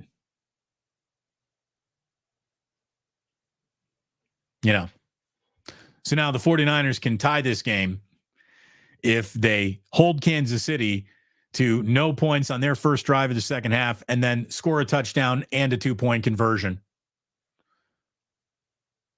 It's a 1-possession game, I guess, is the best just the thing you can even say about this.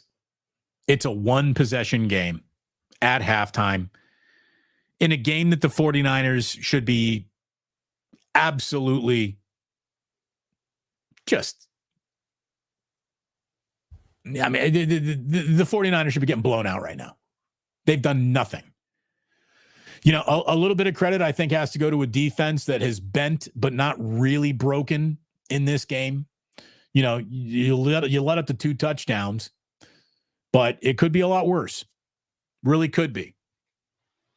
Again, any way you want to hack it up, any way you want to look at it, a wildly unimpressive half. Let's just jump into the numbers here, shall we? Let's look at this box score. We'll start there. Let me grow the screen for you. Oh, look at all those shoes. Hey now, you like shoes? Look at all those shoes. I'm actually surprised Purdy finished at 50% for the half, 8-16, 113 yards, an interception. He's had like 2 balls batted down at the line of scrimmage. Another 2 balls popped up into the air. He's lucky he doesn't have more interceptions right now. They're getting a little pressure on Mahomes. He's been sacked twice. Mahomes is not exactly carved up the Niners, but look at this running game. This running game right here is all you need to know. 16 carries, 71 yards for the Kansas City Chiefs, who are spreading it around. 4.4 average, 2.6 average for the 49ers. Jordan Mason has 5 carries for 3 yards. 5 carries, 3 yards, Jordan Mason. And if there's one thing we know about Jordan Mason is that guy is the truck. Jordan Mason is not someone who has really done anything other than average about 5 yards per carry in every single game that he's played so far. The Kansas City Chiefs run defense is better than it has been advertised. It's better than it's been advertised. And that's why the 49ers have, very little shot to get anything going, even in a 1-possession game, if they can't get their running game going.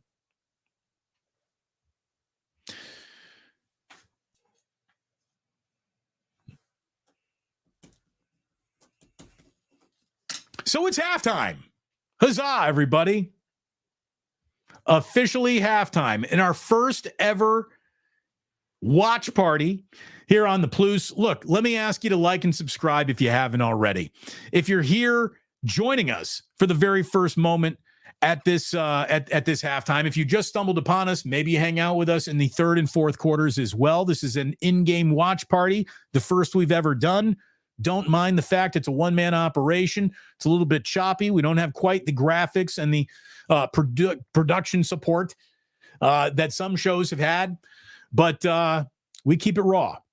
And I guess we keep it real over here. And right now, the 49ers are keeping it in the loss column based on what we've seen. They're very lucky to be down by just one possession. Very lucky to be down.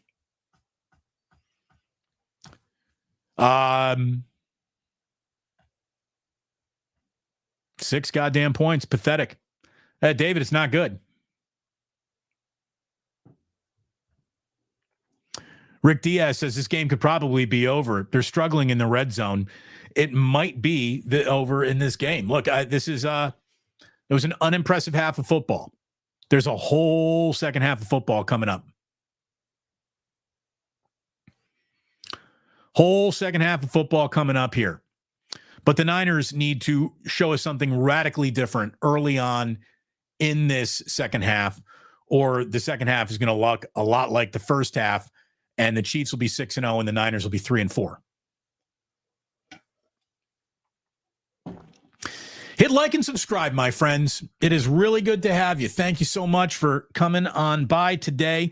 We are, as always, brought to you by my man Ike of Ike Sandwiches. Ike has got the best sandwich on the West Coast, on the East Coast, in the Midwest, and his sandwich empire is officially growing. My man Ike has got over 100 locations, an incredible sandwich, and I need to show you this right now, because if you sign up as an Ike's Love Rewards member, you get a free sandwich when you sign up. You can get prizes with each and every purchase that you make and more. That is chips, that is drinks, that is combos.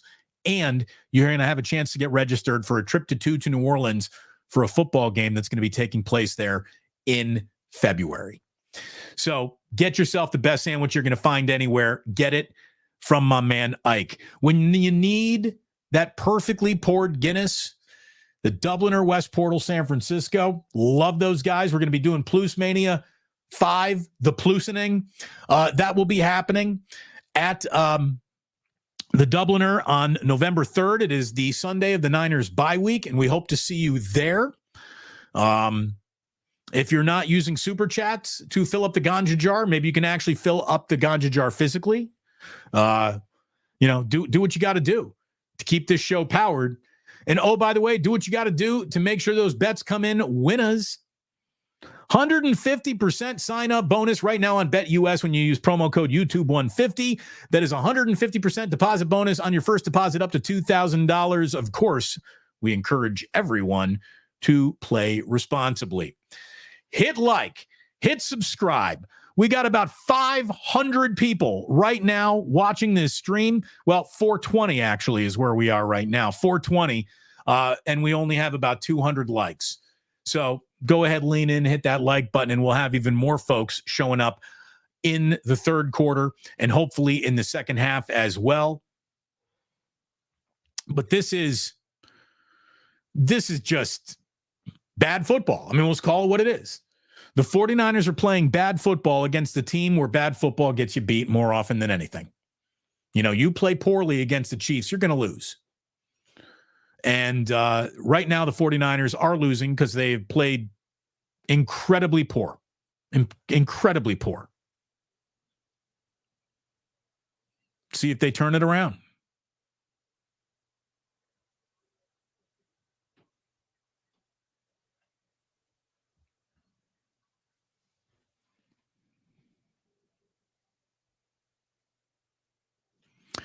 Somebody says, Damon, it's a 2-possession game.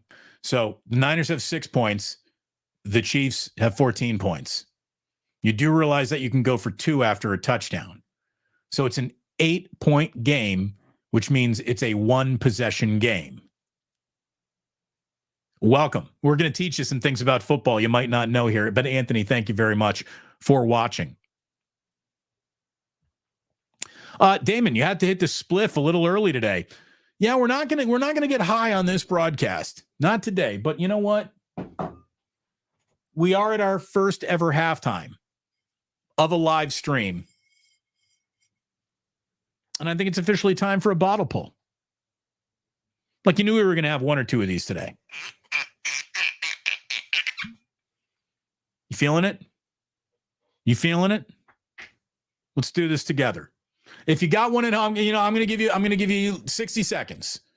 Wherever you are, If you got a bottle wherever you are, don't even get a shot glass. We're going straight out the bottle. I'm going to give you a few more minutes to put it together here. And then we're all going to do a little shot.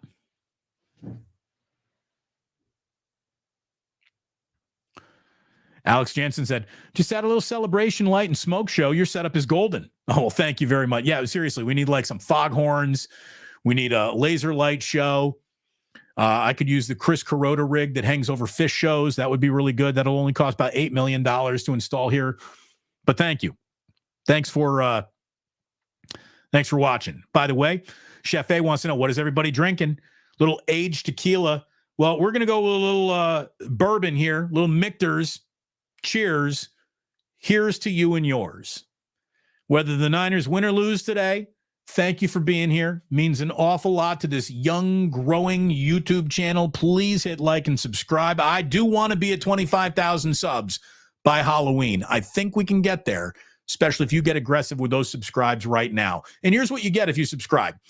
You get a reasonable person talking sports in your life, and you probably don't have many of those. There's not even a lot of reasonable people talking sports on TV these days, certainly on the radio these days. A lot of just got here slap dicks who know nothing about anything seem to be controlling too much of the conversation. Welcome to a little adult sports. And I'm not talking about adult sports like Donald Trump is talking about, Arnold Palmer's cock. It's not that level of adult sports. It's a level of, we've sat through a few of these games before. And again, I see a whole bunch of fire Kyle, fuck Kyle, all this in right now. I see a ton of it. The 49ers can still win this game. They haven't impressed at all. There's nothing to suggest they might, but they can still win this game. So let's ease up on the motherfuck everything. But everything that you could do to underperform, so far the 49ers have done that. Thank you for being here for today's performance. Cheers to you. Here we go. Bottoms up. That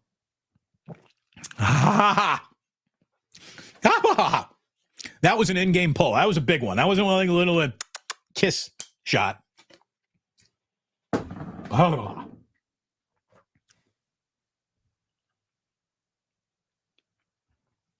Play calling's been atrocious. Billy Bong, Billy Bong. I like how you put it in parentheses too, Billy. The play calling hasn't been good. The execution on these plays haven't been good. The blocking hasn't been good. The run blocking's been atrocious. The run game is non-existent so far. Brock Purdy is all fakakta. It's just an unimpressive half of football. The nice thing is you go into a locker room and you get better. Hopefully you get better. See, I got a little bit of a cough too. But like Debo, here I am. I mean, I'll tell you what's amazing. Just looking at some of these numbers inside the box score. The Chiefs had 12 first downs, a dozen first downs. The 49ers, 3. I mean, that's incredible right there.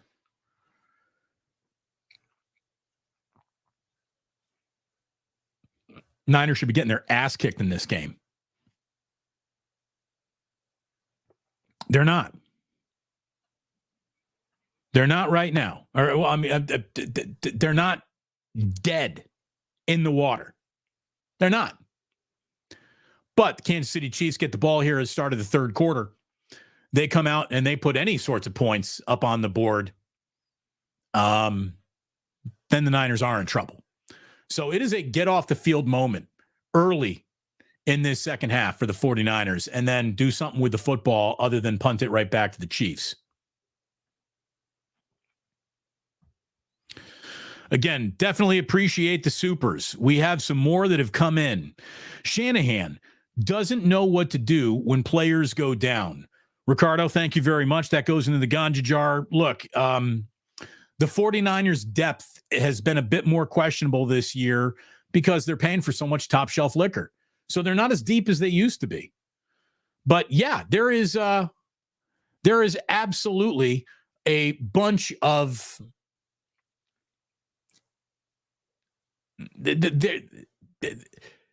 Kyle seems to get married to certain guys in his game plan, and should they go down, the game plan doesn't really seem to evolve, right?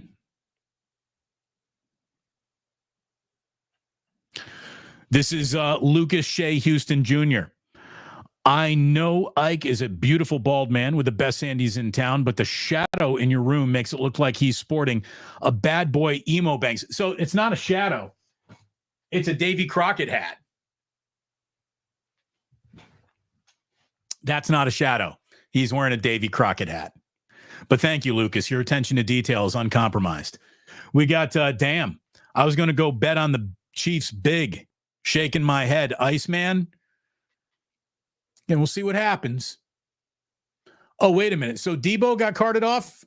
Debo's pointing to his knee? That wasn't he got his air knocked out of him. Debo's down. Ayuk is down. Oh, man, they went over the top early. They're looking to make that big play. Xavier Worthy tried to go over the top. By the way, we are underway once again. This is Chris saying, ship Debo and BA the hell out of here. Men, let Ricky Pearsall play wide receiver 1. So pissed. Let me tell you, you got Ricky Pearsall, you got Juwan Jennings, but Juwan Jennings isn't there today. You're gonna need somebody to help out. Right. So right now, I mean, if both Ayuk and Debo are done for the most part, you're looking at what? You're looking at Ricky Pearsall and Ronnie Bell and Chris Conley and Jacob Cowing the rest of the day. And let me tell you, if you have success with them, keep going back to them. But thanks very much for the supers. Halftime goes quick in the NFL. It always does. Halftime goes quick in the NFL. Yeah, Worthy was open too. He had a step, Bazzy Mian. He had a step on everybody right there. It's a good thing Patrick Mahomes didn't hit him. All right, so it's 3rd and 8. Can the Niners get a 3 and out to start the second half here? Big play, big momentum play in this game. What do you got, Niners defense?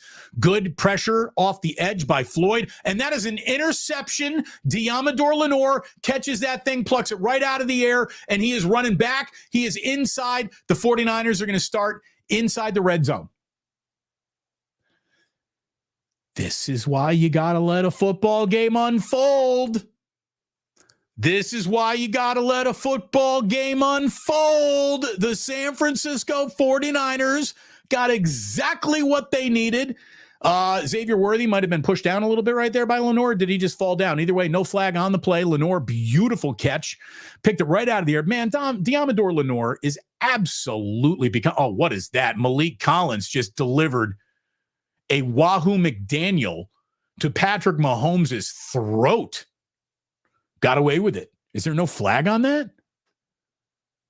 It's Niners ball, 1st and 10. Oh, my God. Niners actually got away with something right there. Ball's on the 23-yard line. 49ers got the ball. Let's go back and make sure I got the Gamecast back up here. Boom. Gamecast. Bring you up over here. So this is where I miss my producers. This is where I miss a producer. All right, let me make sure that this is easy to be seen and enjoyed. Scooch that down just a little. There you go. Now you get all the details that you need. Right there. Stevie P, season over. Not yet. This game ain't even over yet. Nowhere to go but get better than what we've seen so far. All right, Niners, what do you got? Shanahan, you better dial something up right here to get yourself 6. You really better dial yourself something up. Lots of pressure. Purdy says the ball come out of his hands. Forward pass incomplete. Brock has just been under pressure, under duress. He's throwing off the back of his own offensive linemen's helmets. He did that to Dominic Pooney in the first half. And it is going to be 3rd and 10. 3rd and 10. Having to settle for a field goal here would just be bad. Diamador Lenore so sets you up with an opportunity to really climb back in this game. Purdy is taken off, and he's going to have himself a 1st down, it looks like. Purdy gets right to the line. They might spot him a little bit short. Kyle, if this is a little bit short and it's 4th and 1, you fucking go for it, dude. Go for it. No, it looks like Purdy's walking off the field. Is Kyle going to kick another field goal here on 4th and 1? If he does, shame on him.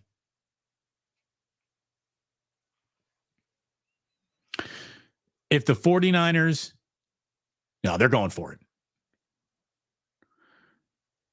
Didn't look like a great spot. That should be half a yard, not a full yard. Chiefs have just been dominating up front on the line of scrimmage all day. A push forward. Brock looks like he picked up that first down on a quarterback sneak. A little brotherly shove finding its way out here to the West Coast. First down. First down. Yeah, you had to go for it there. You had to.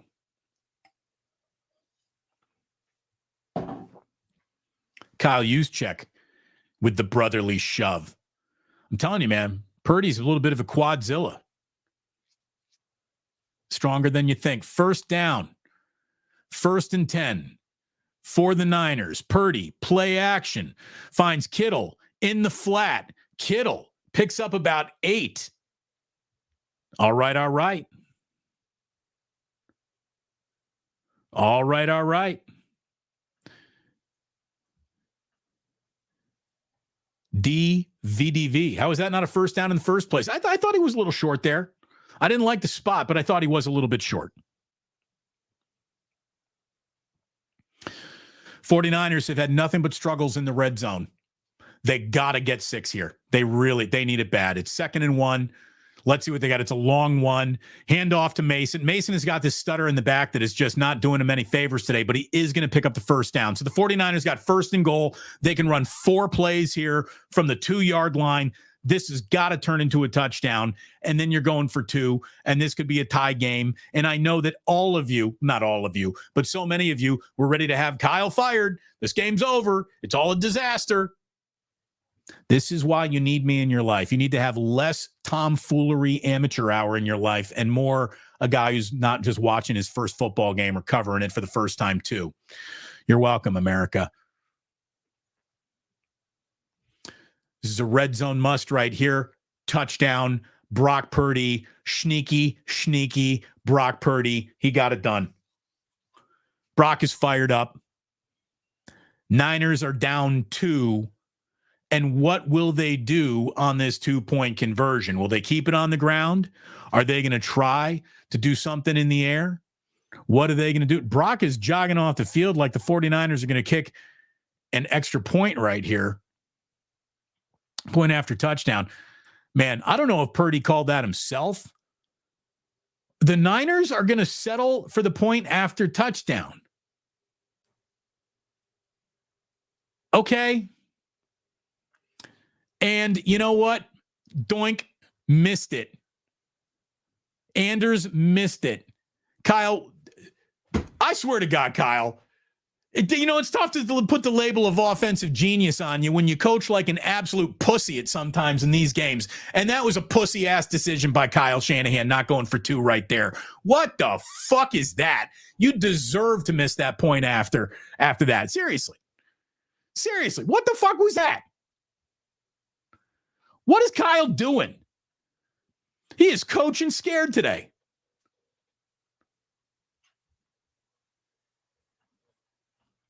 What the fuck was that?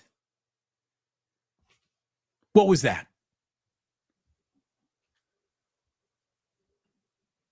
All right. Full game stream spammer dickhead is back in here. Like, what kind of lame job do you have at Fox if you got to find anybody who might be live streaming and go in there and try to get back? Level-headed Damon. Love the passion. Thank you very much. Look, here's the thing. I am level-headed.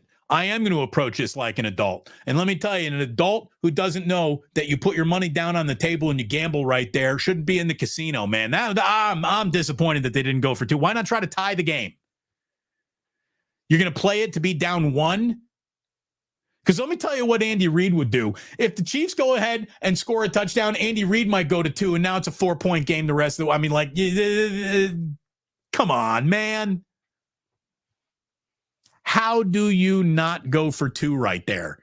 That's some bitch decision-making, Kyle. It really is.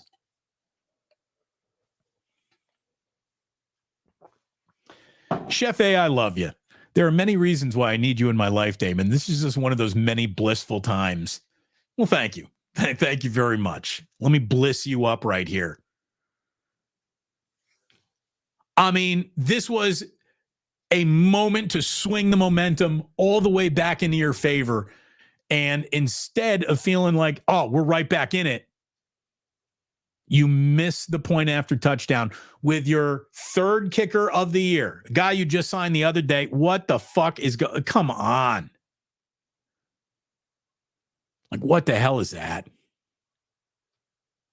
Christopher, fire Kyle. Again, kidding. I know, but seriously, in those moments, he asked for it. He really does. You don't always follow the analytics. Exactly. You got to sometimes go with your gut, your jaw. You got to lead with your chest.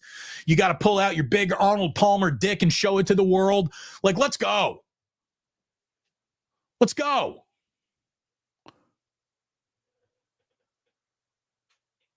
Seriously. What the fuck was Kyle doing right there?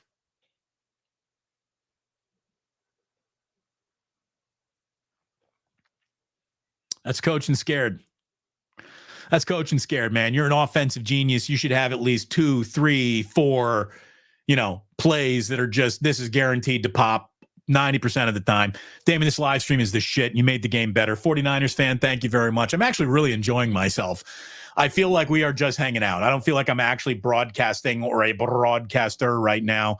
We're just kicking it. We're having a good time. I'm having a good time.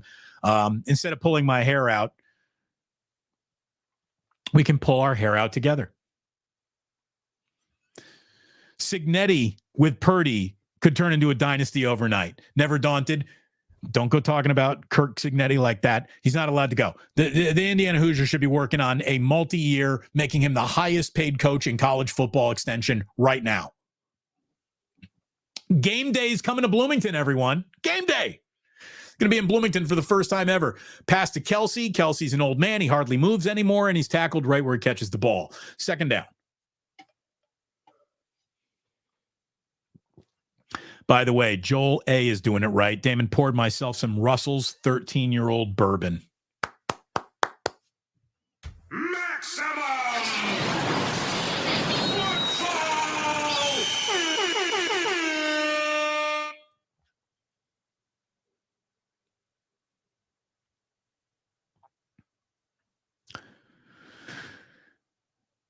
Cosmin Kazi Codes. Damon, thanks for this awesome broadcast. Oh, funny fact, my mom and dad went to high school with Gary Radnish. They said he used to hold a pencil and pretend to broadcast in the lunch line. Yeah, I mean, look at it this way. Gary held a microphone and pretended to broadcast in like the last, 5 years of his career there, and they let him do that. So I'm not surprised that it started that way. Thank you for the super. Keeping it somewhat competitive, all I was hoping for, regardless of not going for 2. Brian, look, they're back in the game. That is an incomplete pass, by the way. That is an incomplete pass right there. Patrick Mahomes, 12 for 20, 108 yards, 2 interceptions. Patrick Mahomes has thrown for 300 yards but once this entire year. His next 3-touchdown game will be his first 3-touchdown game of the year, and he has now had an interception, if not multiple interceptions, in every game he's played this year. If Brock Purdy were having the type of season that Patrick Mahomes was having, you'd have people really shitting their pants around here. But the Niners have found a way to stay in this game. And this is a big 3rd and 10 right here. Look, I mean, you're going to get my attention when you drop a Bob Knight fire. That basketball over Ike's head is signed by Bob Knight, by the way. That signature is no longer available. Paul, thanks for the super. Only thing missing here is a little sports phone. Hey, if I didn't have to pay attention, I would invite people to live chat in right now, but I need to watch this game more than I need to just be talking with someone. But we had a little bit of a sports phone Friday. By the way, Travis Kelce just stumbling around. Charvarius Ward. Nice defensive play by Charvarius Ward. Very nice play. And this is a punt. The 49ers are going to have a chance to take the lead in this football game on their next possession. Didn't look like you're going to be saying that in the first half here. That ball goes right through the end zone, so the Niners will not be making a special teams mistake here. That sounds like a good idea to me.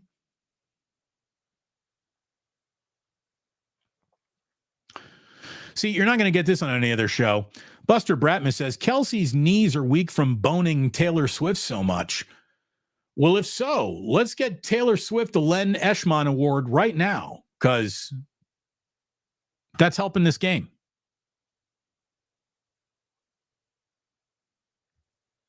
What do you think Travis Kelce and Taylor Swift talk about? What do they got in common? It's weird, isn't it?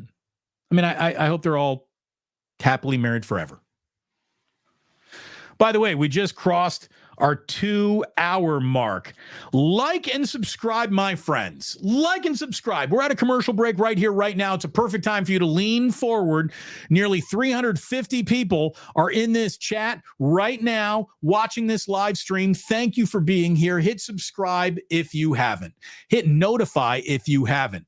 Normally, we go live with the 2-minute warning. I tell you, I'm having so much fun doing this. We're going to do it again next week. Sunday Night Football, 49ers and Cowboys. We'll do it next week, too.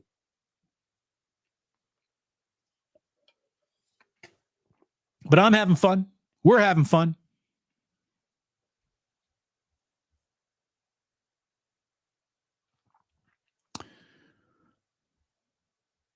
Money, fame, travel schedule. Yeah, Travis Kelce's got a lot of things that are working against him. Oh, we got our spammer again. Just don't even worry about it. Don't even worry. Just ignore the spammers, ignore the trolls. Again, if what you're presenting is desperate for attention, don't pay it. Don't pay attention to people that are desperate for it. Ranger 49, Damon, you're better than Brady, you dumb Fox bot. Well, here's the thing. When it comes to broadcasting, I am better than Tom Brady. I'd say that to Tom. When it comes to knowing about football, Tom Brady's a little bit more qualified than I. But when it comes to talking about sports, yeah, Tom ain't in my league. Again, this is what happens when you do something for the better part of 30 years, right? Little experience. See this gray right here? This means I'm supposed to be better than Brady. You don't see me worried about not eating strawberries because they have inflammatory properties, for fuck's sakes.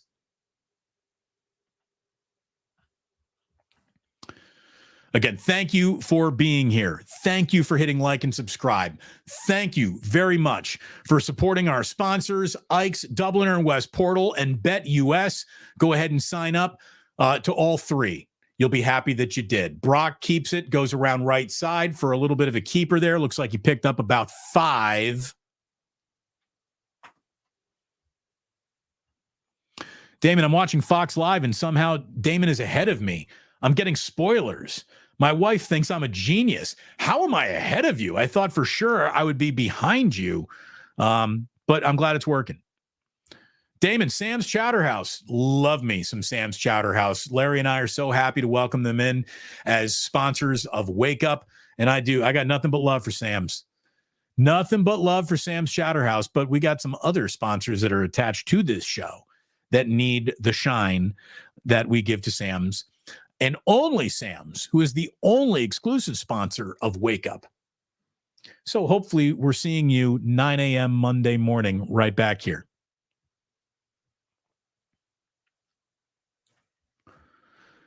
'49ers youth has changed the defense. Look, I mean, I don't know if I'm going to tell you it's changed anything right now, but give me more D. Winters, give me more Graham, give me more Diamador Lenore. Yes. Less Devondre Campbell. That's the way to go. Ranger says, Damon, thanks for having us over today. Or Ragnar. It is such an honor to have you here, Ragnar, and everyone else. It really is. I mean, you don't need me to watch this game. You could be anywhere, spending your precious clicks and time with someone else. The fact that you're here with me, I hope I'm not wasting your time at all.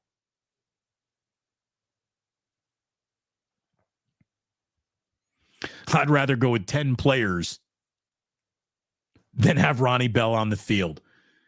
Well, look, with Debo out, with IU Kurt, today's a day to be a Ronnie Bell fan.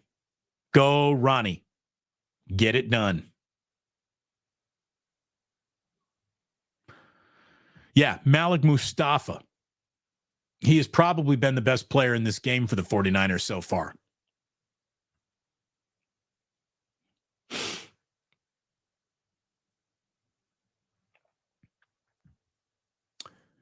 Damian Geppetto.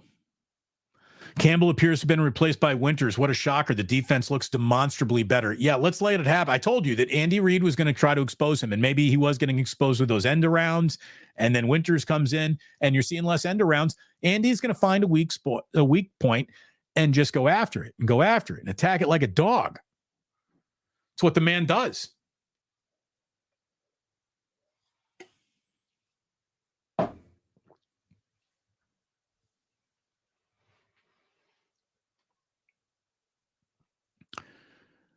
I'll tell you to go ahead and get your shot ready for the end of the third quarter.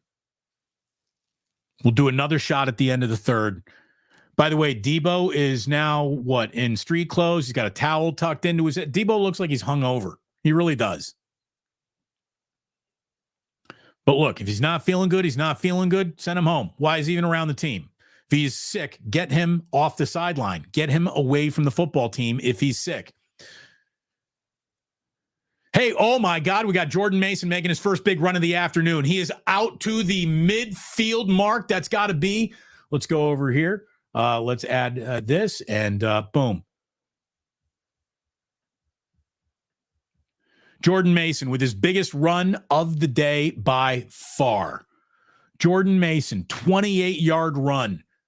Excellent job. Started left, cut it back to the middle of the field, put a little whoop on the safety, picked up about 4 or 5 more yards after that.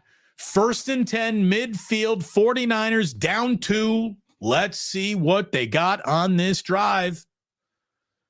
Remember, everyone was motherfucking Kyle Shanahan just a minute ago.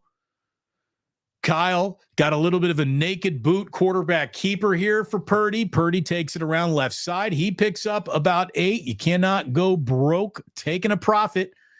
Ricky Pearsall coming across the field. Ricky's running some routes. Didn't really have any separation there. Looked like looked like Purdy was looking for him, but then he decided to tuck it and go. Bazmian says, man, I'd rather have Chris Conley out there than Ronnie Bell. Yeah, look, let's see what Ricky, put your mouth guard in. Jesus Christ. Last thing Ricky Pearsall needs is a chipped tooth. Ooh, again, Jordan Mason steps through a tackle, picks up a first down. Here we go. 49er Tone, Damon, you are the GOAT. Thank you for the therapy you provided for us back at Candlestick for post-game back in the day. Now you're providing game time talk. You're the best, 49er Tone. Thank you so very, very much. I do appreciate it, man. Yeah, those good old days of Candlestick where we had to worry about frickin' Mike Nolan. He's wearing a suit today. Empty suit. I'm glad you can make it too, John. Thank you very much for being here. It's 1st and 10. Purdy, again, starting to feed Mason. Mason getting stronger as the game goes along. The 49ers offensive line starting to figure things out in this running game. Good development.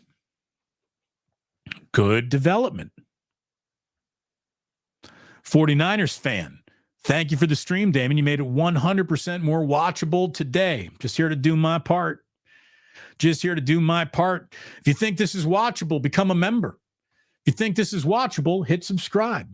Definitely hit me with a like. What do we got? From a like standpoint, we're not even at 500 likes yet. I mean, I feel like that's more on you than it is on me, right?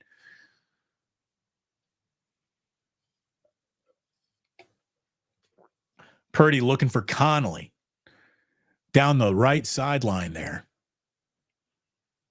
McDuffie. God, he's good. McDuffie is a hell of a corner, man. He really is. Look at that. That ball was in Connolly's hands. McDuffie just reached right up and knocked it out. That was freaking gorgeous. I mean, sometimes you got to give the other team some credit, right? And you got to say, even though this is your opponent today, that guy's playing his dick off. McDuffie, wow, what a play.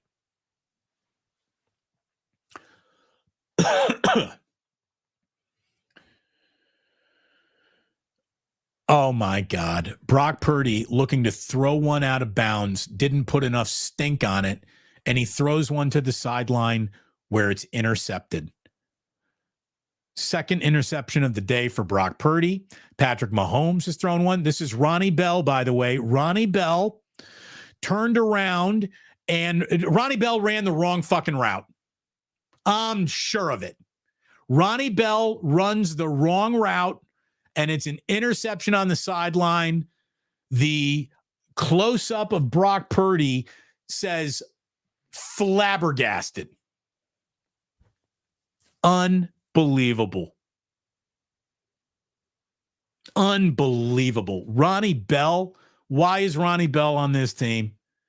Ronnie Bell doesn't do anything.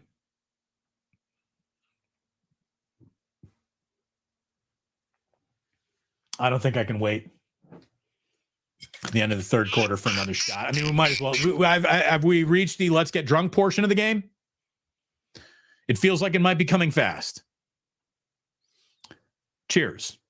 By the way, every single time I do a shot, everyone should be dropping a super chat. I'm not saying that I need 354 super chats right now, but an incredibly staggeringly low amount of super chats based on the work that I'm giving for you today. If you don't mind me saying, I mean, if today's a day about being critical, we're going to be a little critical about that too. Again, I'm working here, kids. And like a stripper, I'm working for tips.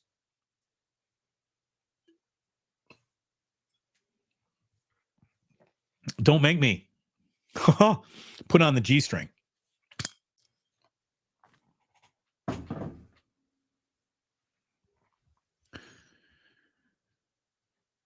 God damn. That was just, it's exactly the play the Kansas City Chiefs needed. That's exactly the play the Kansas City Chiefs needed. I mean, help me help you, right?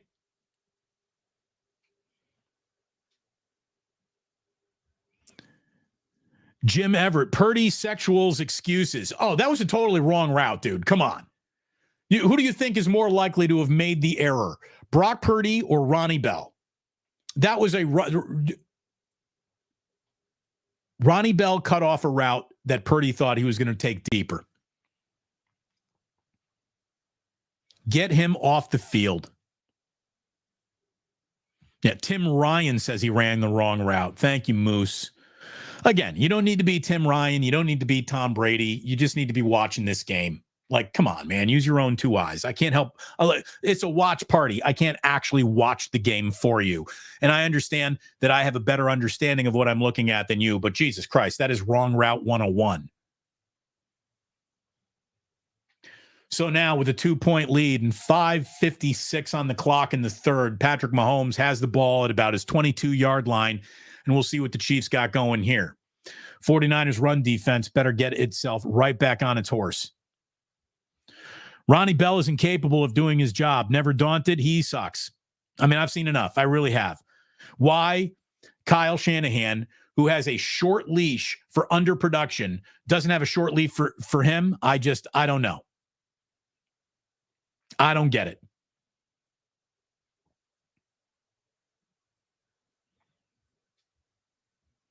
Mike Baker. Damon, this is to prevent the G-string. Thank you, Mike. I mean, I think the world thanks you, Mike.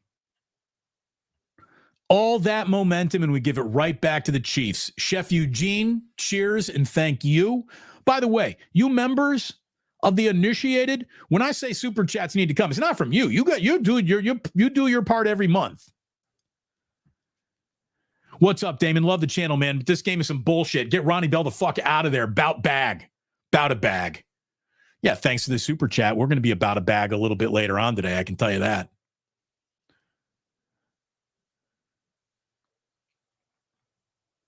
Jim, Chris Everett has no clue what he's watching. They was on a bell. Yeah, that was on Bell. I know what you're trying to say there. That was terrible. Jesse Emery, Damon, here's a super chat, but I want to hear you do a Spanish. Luke Kuechly. Pálale, pálale, pálale. Some really good Spanish calls of the Juan Soto home run last night as the Yankees punched their ticket to the World Series. I heard a great Spanish call there. Dallas, thanks very much, brother. Don't need to read this, Damon. You're the best. Better audio than Fox. Love the honesty. Dallas, here's the thing. I'm better than any NFL pregame show you see in a studio, and I'm better than Tom Brady at doing color commentary in a game. I know those two things to be true. I'm glad you know it too. Damon, for the bottle pull, keep your G-string on. JJ Raider. JJ Raider, I hope to see you at Plus Mania. You are the filler of the ganja jar. And of course, Smiley Dan, when we speak of ganja, shall be in the conversation as well. Doesn't St. Ignatius versus Reardon have a better wide receiver than Ronnie Bell? By the way, for those of you who do not know, JJ Raider has been sponsoring the ganja jar since the very first Plus Mania. There was this dude who was sitting quietly at the end of the bar in our very first Plus Mania ever. And he was just sitting there, kind of minding his own business. You know, he'd be chatting with people, but he was very low key. And then finally, I went over and I just introduced myself, and he handed me a Tupperware full of the ooeyest gooeyest weed that lasted me and my entire family a very, very long time. JJ Raider, you're the man. You will be honored forever. A little out of focus behind me, but I got to keep the punum in focus, and that's how it works. Absolutely insane. Bell sabotaging this team again. Willie Burton, 32. Thank you so much, Willie. Appreciate you. Yeah, man. I mean, it's funny. Kyle has his trusted agents who are untrustable and guys who seem like they should be cut off at the knees, get longer leashes than you would ever imagine. It's insane.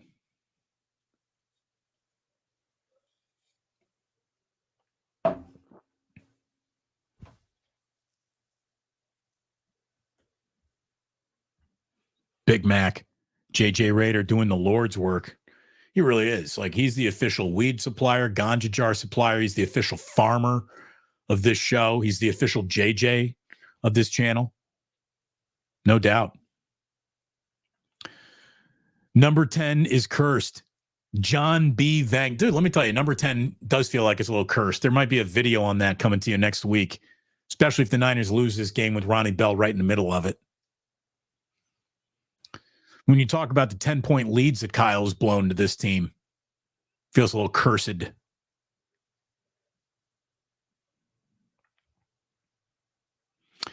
Damon, talking herb is way more exciting than this clear loss. B-Star 003, this game ain't over yet. This game ain't over yet. Oh, Patrick Mahomes had a little pressure coming at him, and then he runs right past Devondre Campbell, who's back on the field for some reason. And now Patrick Mahomes did not step out of bounds, and he has brought it all the way down to the 5-yard line. Devondre Campbell missed a tackle. Devondre Campbell is a total shit bird. Get him off the fucking field. Get Ronnie Bell off the field. Good God. Fred Warner was diving. Was that Warner who missed it? Pardon me. I saw the dreads and I put it on Devondre Campbell. That was Fred Warner with a rare missed tackle. Pardon me. Pardon me.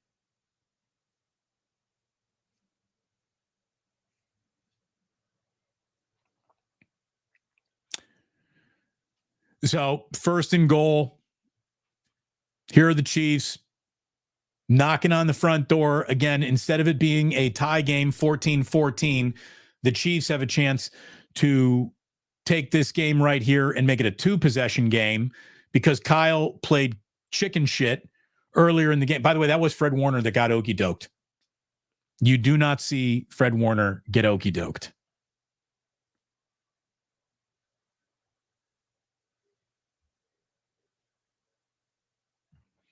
Again, what broken metronome, what does it do for you to declare a game over that still has over a quarter of football left in it? The game is not over. It's not tilting in the Niners' direction right now, but it's like you're trying to speak the loss into existence, right? Come on.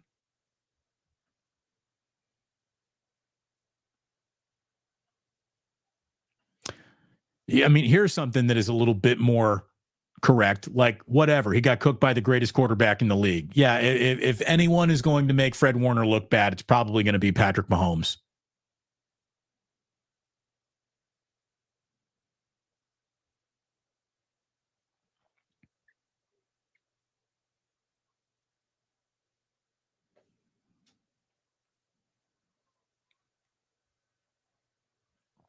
I mean, man.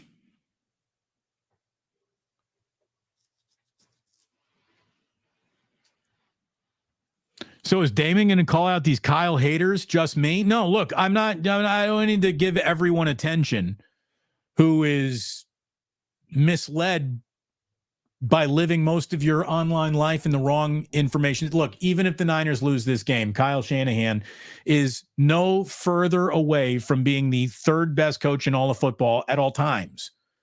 Like, Kyle Shanahan is very good at what he does. Today is not the best way to make an example of that. But look, Violent XP, sorry, you feel like you caught too many strays. He's got a very, very noticeable name. The Niners need to play with more violence.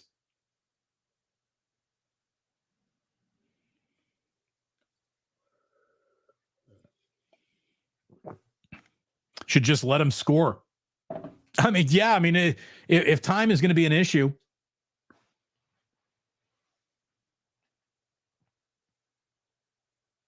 still not at the just let him score phase of the game, but just, it's not good. The 49ers had chances to climb back in, and it felt like they did as much to make sure that those chances were wasted as the Kansas City Chiefs have made sure that those chances have been wasted. 2nd and goal from the 1. We are now in the 4th quarter, boys and girls. That's a tackle. Or is that a touchdown? No, they're saying that play was blown dead. All right, so that brings up 3rd and goal. By the way, did we say that we'd do another bottle pull at the start of the 4th quarter? I mean, if nothing else, I got to be a man of my word. Cheers.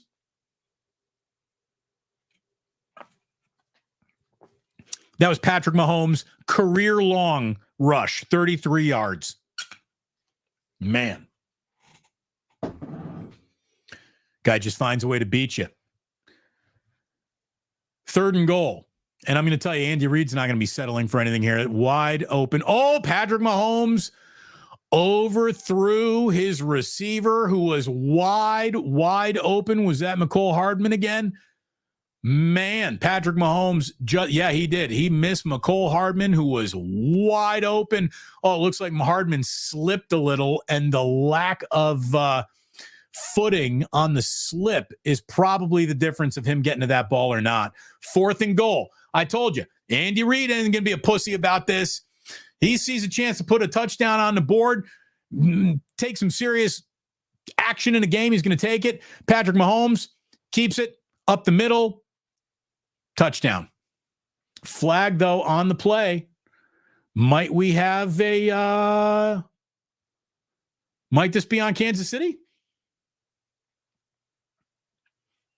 Is this on Kansas City?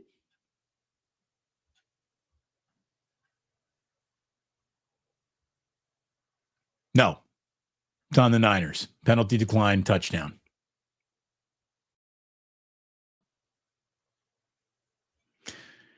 Well,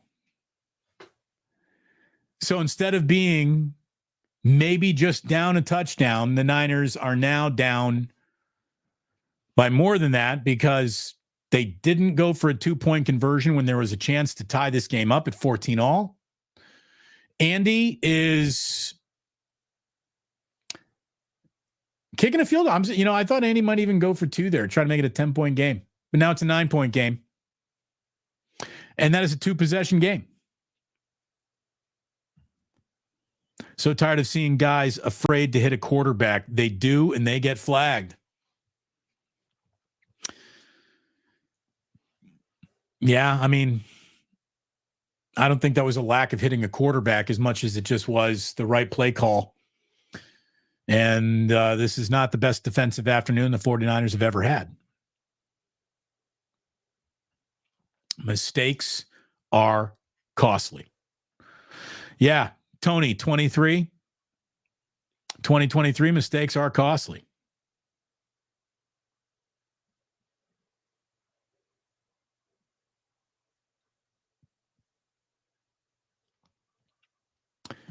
This is Kyle's kryptonite. It's funny. Kyle gets overly aggressive in moments where he should be more conservative. He gets way too conservative in moments where he should be more aggressive. And this has just been a frustrating afternoon of football for the San Francisco 49ers. I mean, it's 21-12. This game is just dotted right now with moments that you coulda, woulda, shoulda had. Niners getting killed time of possession, 27-36 to just 18 minutes and 11 seconds.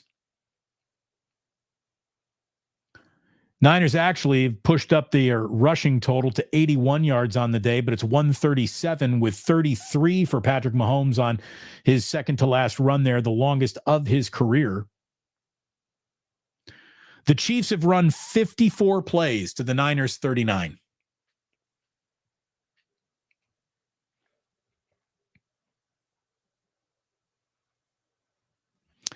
Jam 18 says, Kyle's an offensive coordinator with the title head coach.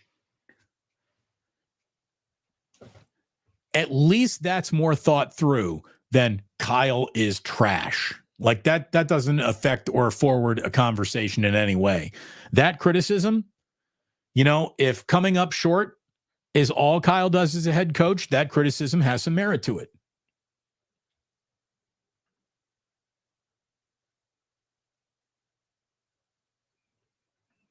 Bazimian says 420 people streaming with Damon right now. Hey, we got 450 people watching right now, which means we should have at least 450 likes. If you're new here, hit that like, hit that subscribe, hit the table, hit the bottle. This is a rough one so far for the 49ers.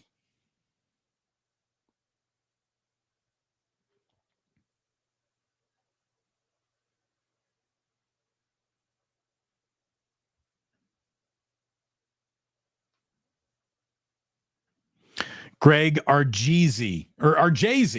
Kyle blows. Unbelievable. What happened to Ayuk? It looked like Ayuk had the wind knocked out of him, but then he got carted off. Are they saying it's a knee? I'm sure there's a tweet somewhere about this, but I don't even have Twitter open, so I don't even know what is going on. I just want to be hanging out with you right now.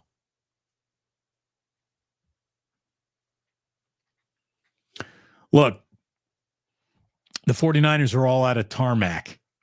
This plane's going to fly. They better take off right now. This is a critical possession for them in this game. They do not win this game if they do not come away with points in this possession.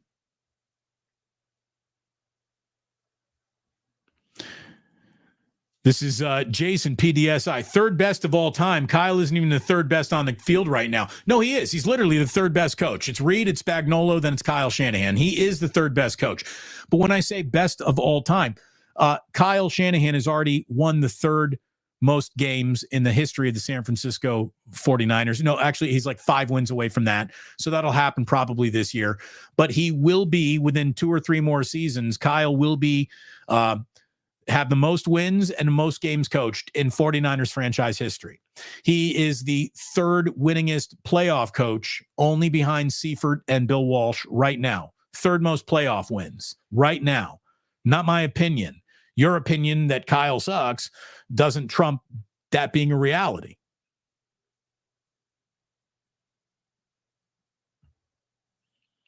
From Crazy Boo Boo Chicken. Babu? Crazy Bubble Chicken. Either way, thank you very much, Crazy Bubble. I miss the old defense. We got rid of everyone to get Hargrave. Our whole team is in the hospital. I can't take this anymore. Kyle is Andy's puppy. Well, there's no doubt that Andy has Kyle's number. And his defensive coordinator has Kyle's number. We know that.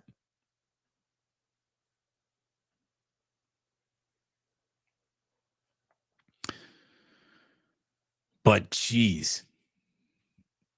You know, he just look, it's a tough day to defend Kyle when the team came out so unlike themselves in the first half. And then to not go for 2 was just a chicken shit move. To not go for a touchdown earlier in the game, I thought was a chicken shit move. Again, you go for the field goal to put yourself in position in an 8-point game to keep it a 1-possession game, and Kyle didn't do that.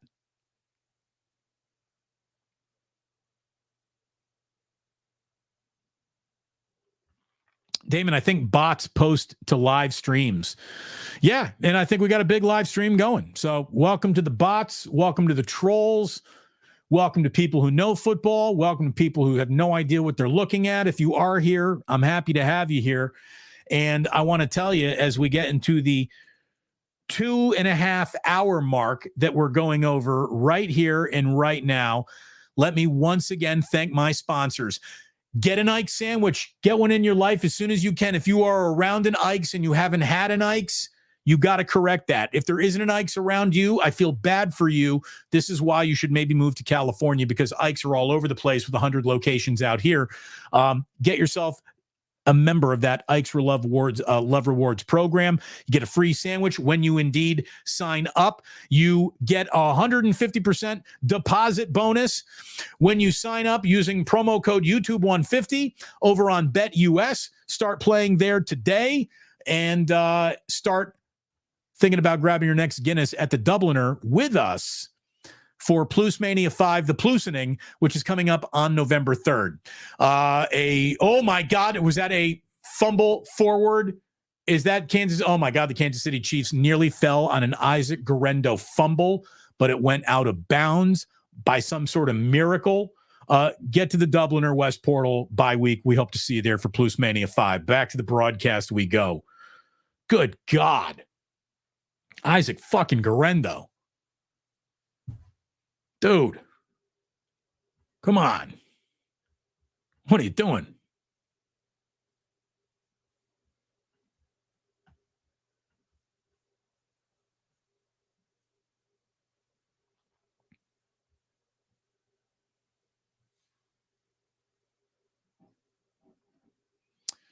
Purdy, big shot downfield. Near catch by Kyle Juszczyk. Ball came out. We're going to be looking at 2nd and 10. By the way, so I had the water that I've been working with the entire show. I brought a backup water, but a grown man can't be using a straw on a video. So I'm going to take the backup water out of this and pour it into this cup right here. That's called having a game plan. That's what being prepared looks like. This is going for 2 in a game where going for 2 ties the game.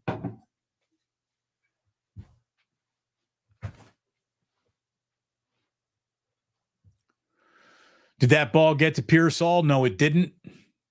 Was that ball tipped again?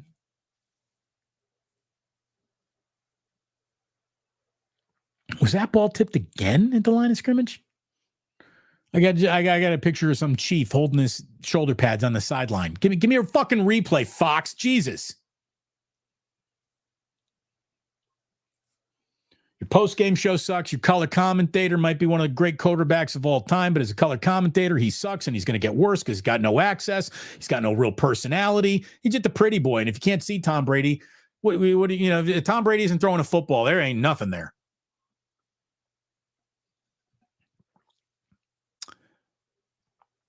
Third and 10. Completion to Kittle. Looks like he's going to be a little short. There's a flag on the play. That's defensive pass interference. 49ers are going to be in good shape here. Holding. Defense. Okay. All right. First down. First down. By the way, do the 49ers have a hurry-up offense? Are we going to be seeing anything that resembles a hurry-up offense? Because what you're going to want to do is score as fast as you can and then get ready to stop Kansas City, who is going to probably score more points in this game. So which means you're going to need you got to get fucking going here, Kyle. Let's go. First and 10. Purdy hands off to Mason. Mason, very little around the left-hand side.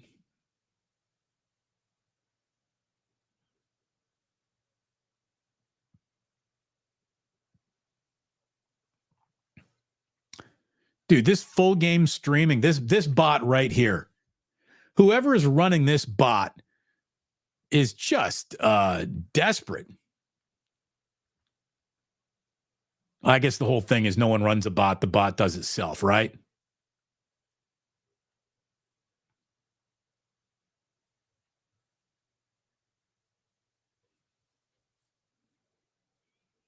Brock absolutely unloads. Cowing downfield, huge completion. It'll be first and goal for the 49ers. Jacob Cowing. Hello.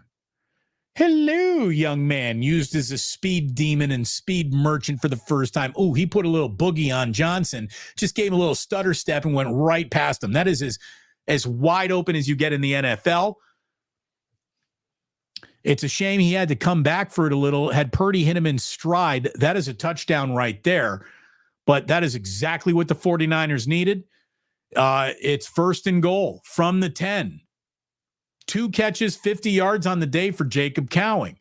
Niners, you need something here. You need it fast. Did they not get that play off in time? No, they did get it off in time. Jordan Mason runs about a 7-yard gain. It's going to be first and goal, second and goal from the 3.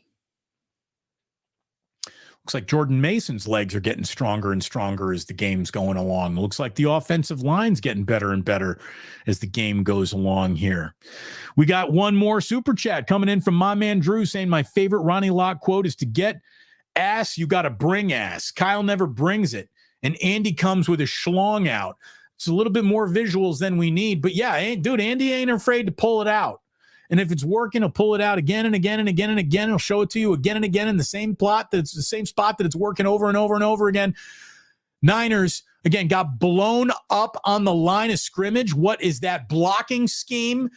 Mason gets buried for about a 2-yard loss. So on second and goal, the 49ers go backwards about 2 yards here. And Jesus Christ, Kyle, your red zone package leaves an awful lot to be desired, brother.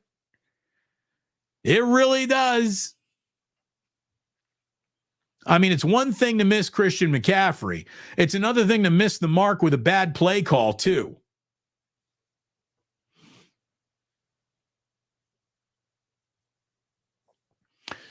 Is Ricky Pearsall a red zone target? Let's see it. That might be illegal for. Oh, my God. Brock threw another interception. Oh, my God. Brock throws an interception in the end zone. And you know what? I mean, you throw 3 interceptions, you should be pulled from a game. That's just it. I mean, that's Brock. He's got time. He's under a little pressure. And he floats one in to Mike Conley. And he absolutely got his arm hit right there. Karlaftis with the pressure on him. And I mean, I don't know what to tell you. I don't know what to tell you, Brock Purdy. You're making my friend Nick Wright look like he's right, evaluating you're good, but not good enough. Christopher says just end the stream right here, right now. Colton McKivitz gets blown up, at least his side of the line. I'm going to have to replay that to really know who was more responsible for it. But, man, Brock Purdy's 3rd interception, and the Chiefs got the ball back. Folks saying tank the season are crazy. Mason is healthy. Pearsall should get better. No, look, there's no tanking here. I mean, at 3-4, you're not where you want to be through 7 games, but the year is not over at 3-4. But good God. I mean, Spagnuolo takes away the middle of the field every single time against the 49ers, and the most comfortable place Brock Purdy is operating, he does not get to operate against Kansas City Chiefs. And now Andy. You watch. Andy Reid is going to keep this ball for 5 minutes of game clock. Andy Reid is going to tick the 49ers into the loss column right here, as much as Purdy's picks put him in the loss column as well. The things that you couldn't have to win this game today, the can't have them was a big special teams mistake, which they made, and you cannot lose the turnover battle, which they are aggressively trying to lose.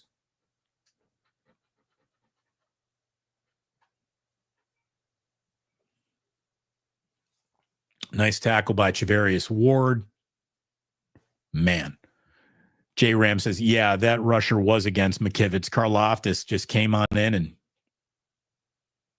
poof.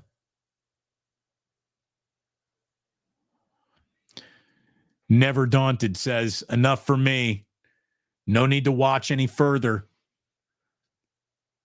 Again, there'd be plenty of reason to watch further had the 49ers tied this game or tried to tie this game, but the fact Kyle did not go for two when it was a 2-point game, like, to me, that's the biggest sin in this football game. And there's a lot of sinning in this football game on behalf of the 49ers, but that was just, it's indefensible. It really is.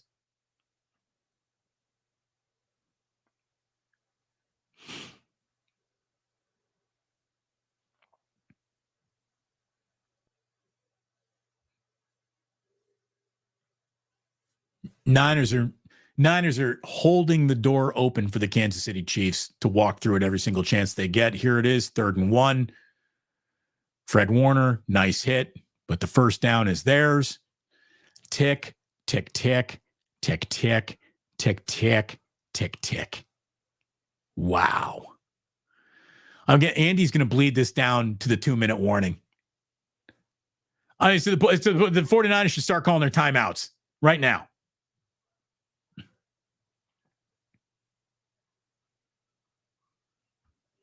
Julio with a that's game. I'll tell you, earlier in the game, I told you it was a little bit too premature. You're trying to speak a loss into existence. Based on that, though, yeah, maybe.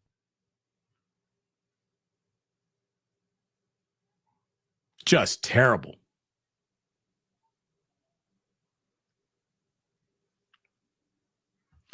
Yeah, no smooching on Purdy by the Niners media. No, not today. Not today. There are days where explaining away disappointing outcomes is the right thing to do. This is not one of those days.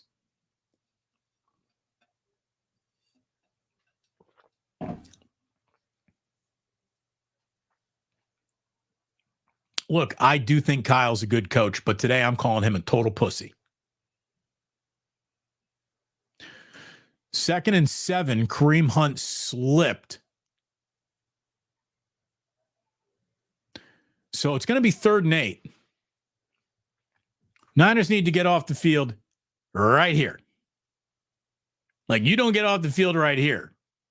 There's really nothing left to talk about. My man, Mike Baker. Here's another $2 statement to buy more whiskey. Thank you. Thank you, Mike. I appreciate that. This is a more whiskey game. 3rd and 8. I mean, play of the game, right? First down. First down. Coming up short in the red zone, playing scared on a 2-point conversion, and just having a kind of day defensively that was good but not good enough, while you 100% make another huge special teams mistake in this game. I mean, this is why I said that the 49ers are going to lose today.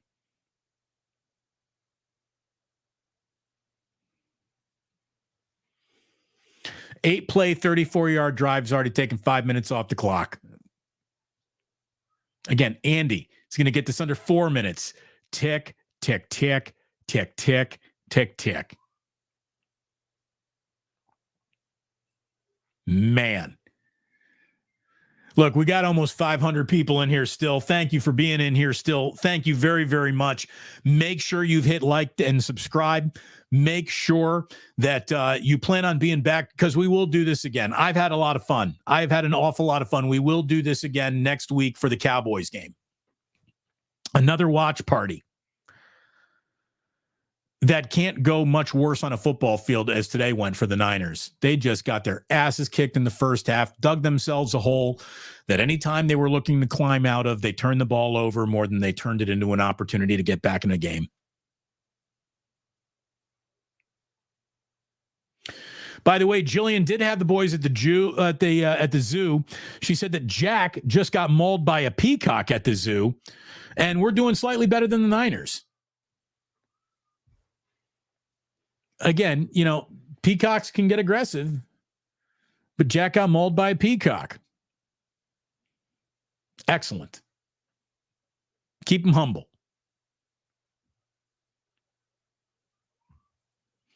Purdy the peasant. What the heck, man?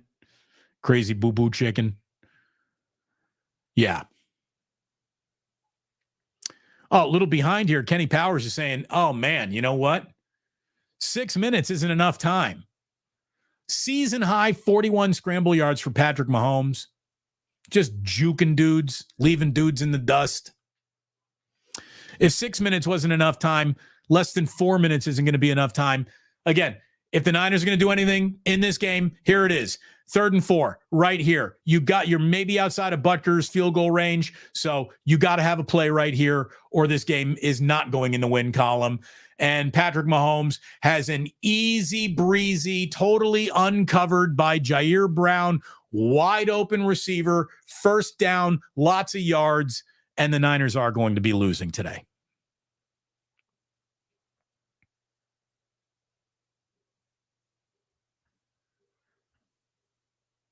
Man. Everything that I thought might happen, everything that I said couldn't happen, has happened. It's one thing, to be in that Super Bowl and, be in a game where you can really make the argument like, man, they were right there in that game with the Chiefs, even though they might have been right there in the score. Oh, what do you know? Andy Reid, end around. I told you you're going to see another one. And that is a touchdown. Another end around. Again, everything that I told you was going to happen in this game has happened in this game. McCole Hardman again. Are you saying there's a flag on the play? Oh, a little courtesy flag going to bring this play back? Don't even bother. Pick the flag up. Let the Chiefs win. Is there going to be a flag on the Niners? Kyle Shanahan actually looks like he got skinnier in this game, like he's lost weight.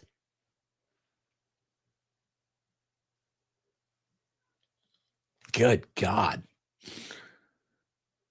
A little Diamador Lenore shoving match away from the ball. Just stop it.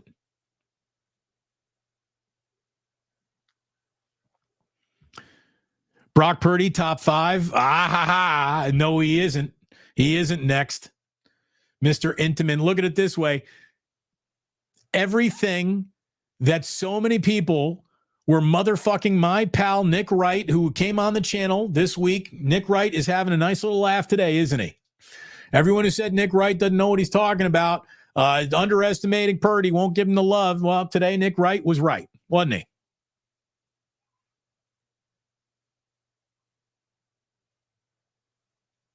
I also think that Nick Wright is underestimating Purdy. Purdy is better than his worst day, and this is among his worst days. This is right among the worst football games he's played since he's been here.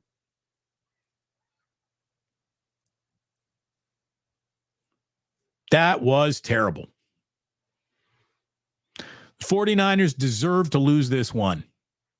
Chef A, exposed like a stripper. A little bit.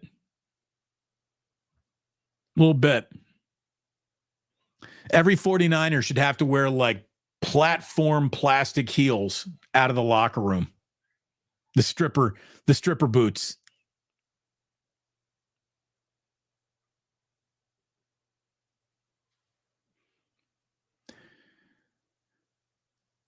Kyle brought 12 points to the party today. Kyle brought 12 points to the party today.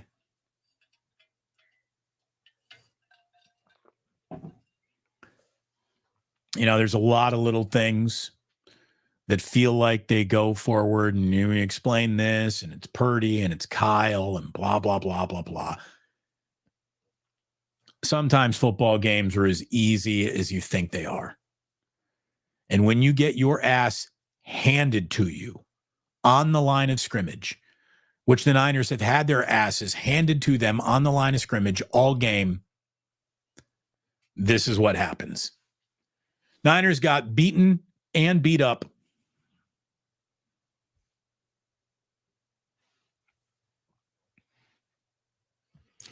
That Mahomes guy is pretty good too. That Mahomes guy makes the big play whenever it's needed. Whenever it's like, it got to have that third down, he gets that third down. All the time. You know, big moments to show up. You got Ayuk and Debo going out. Oh, now we get Ricky Pearsall with his second target of the day. Flag on the play, though. Let's see what happens. It was a little screen to Pearsall that looked like it had a little room to run. Oh, now Trent Williams is getting tough. Trent, stop it. Stop it, Trent Williams. I mean, if we're going to play the you might not be who you used to play game, it ain't too long before we get to you, Trent.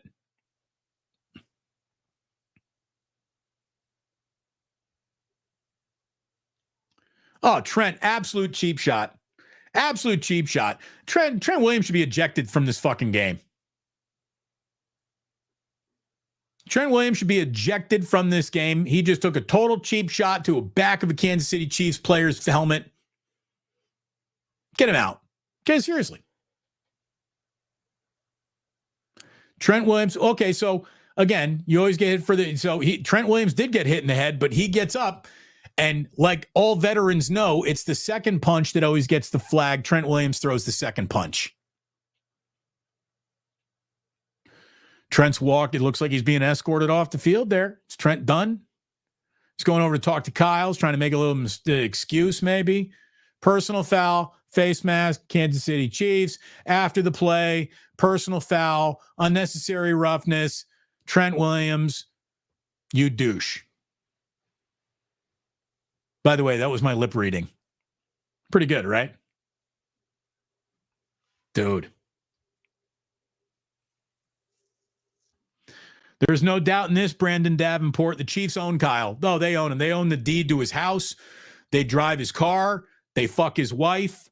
They absolutely own Kyle Shanahan. It's to the point where Mike Shanahan probably spilled the drink in his house today.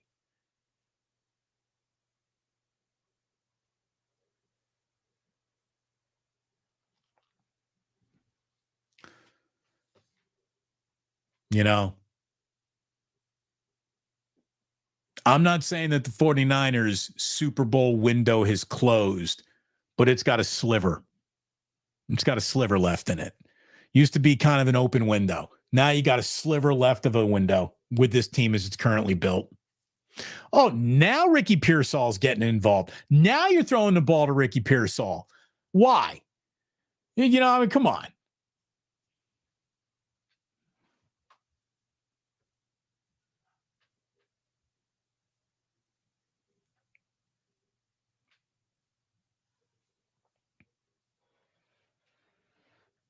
George Kittle, mannish play. Joe says, thanks, Damon. I'm just here to tell you the truth, the whole truth, and nothing but the truth. And everything I said that was going to go against the Niners in this game kind of went against the Niners in this game. And unfortunately, the Niners did nothing to correct any of the I told you they were going to come shortcomings in this game.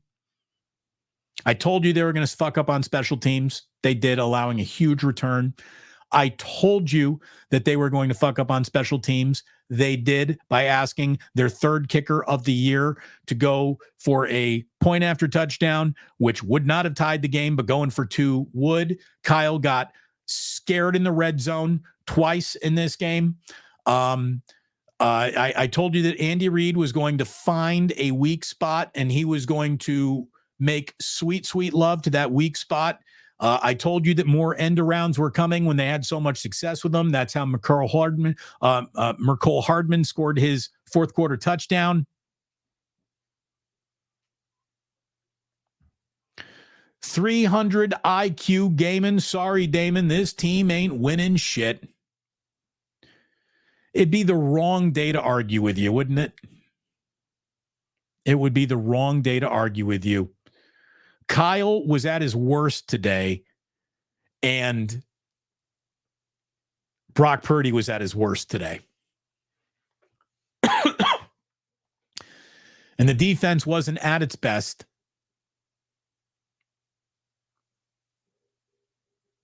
And this is just, this is bad. Wayne Wong says, Damon, I'm so glad to have you on today. This game is over for sure. Purdy with 3 interceptions. Unreal. Yeah, some bad ones too. Just unimpressive. Smiley Dan says, I feel mauled by a peacock when I sit through Collinsworth on Sunday Night Football. Smiley Dan, you're clearly safe. And we got the angry crowd coming in here. Over 600 in the room right now looking for anger, looking for this show at the 2-minute warning. That's when you normally find it. We have been on since before kickoff. This has been a full game watch party, but yeah, we'll still do some post game because there's an awful lot of finger wagging that needs to be wagged today. Trent Williams, was he ejected from this game? Good. Eject Trent from this game. Is he going back because what? He needs an IV or something now? I don't know. But do Trent Williams deserve to be thrown out of this game? What a bitch move by him. Don't even sign any autographs. I mean, nice little girl wants an autograph. That's great. But Trent, just go back to the fucking locker room. Sit down there and think about playing better next week. It's a 2-minute warning, and the angry late crowd is coming in. Welcome to the angry late crowd. Hit like and subscribe, and this has been a disastrous day for the 49ers, for Kyle Shanahan's reputation, for Brock Purdy's reputation. It's just been a bad day. Oh, Purdy just made a great escape with his legs, though. Right when you want to give up on Brock Purdy, he does do something impressive. He does, but just wasn't able to string enough impressive together today.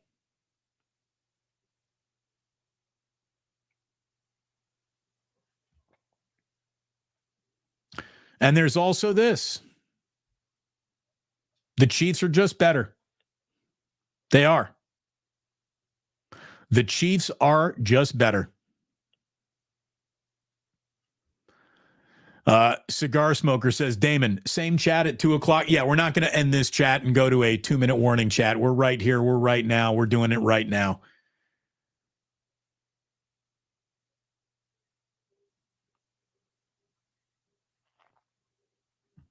It's too easy for them.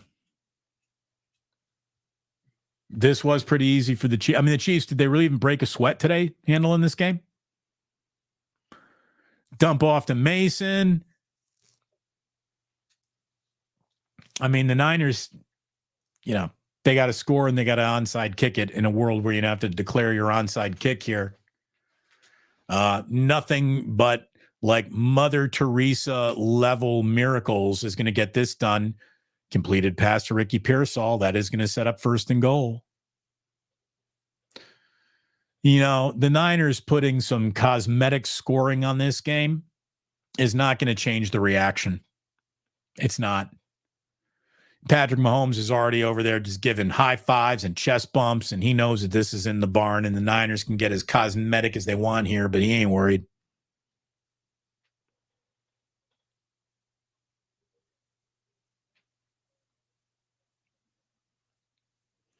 '49ers getting their ass kicked all over the field today. Purdy looks to the end zone And he finds Ronnie Bell. Did Ronnie get it in there for a touchdown? Ronnie Bell.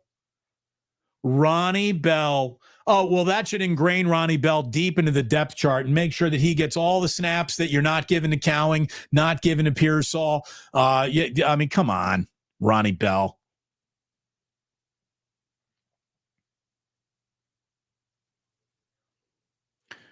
Ronnie's knee was down. That is not going to be a touchdown.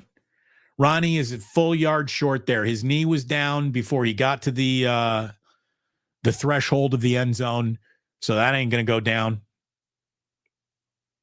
That is not going to happen.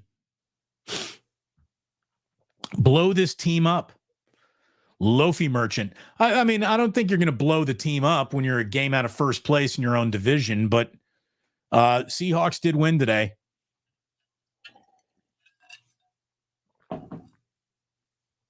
Again, who are you going to trade? Here's the only thing that the Niners have available to them, if we're being completely honest. Here's what the Niners have. They have a beatable Cowboy team coming up next week. Then they got a bye week. And then hopefully after that bye week, Christian McCaffrey's back in the picture. Brandon Ayuk is stopped playing like a total pussy. Deebo Samuel isn't done feeling a little queasy before big football games. And Dre Greenlaw starts to get a timetable to come back into the mix. I mean, the Niners are at the end of their rope here, but the rope has not run out. But yeah, I mean, it's going to take nothing short of perfect execution the entire way, while every break in the world goes their way, while miracle medical happenings happen. And yeah, the Niners need to be, a freaking miracle worker from here on out to get to where they wanted to go. That is a touchdown for Brock Purdy. So 2 rushing touchdowns for Brock Purdy on an afternoon where he's got 3 interceptions. It's a 10-point game right now for Kyle. Hey, Kyle, you going to kick the field? Go ahead, Kyle. Kick the point after touchdown just to fuck with us. I dare you. Do it, Kyle. Kick the point after touchdown. Just do it. Just do it. Oh, now you're going for 2? Candy ass. That is some candy ass shit right there. Now he's going for 2. Now he's feeling frisky. All right. Okay. What do you got here, Kyle? What's your best play? Oh, Ricky Pearsall just got back, threw him the ball incomplete, didn't get the 2. You're down 10. And the game is going to be lost. Poor coaching, poor execution, poor everything. There is no element of the 49ers today that you could cloak in glory at any shape or form. This is a bad beat by a better team that absolutely has your number. I mean, like owns your ass. Owns your ass.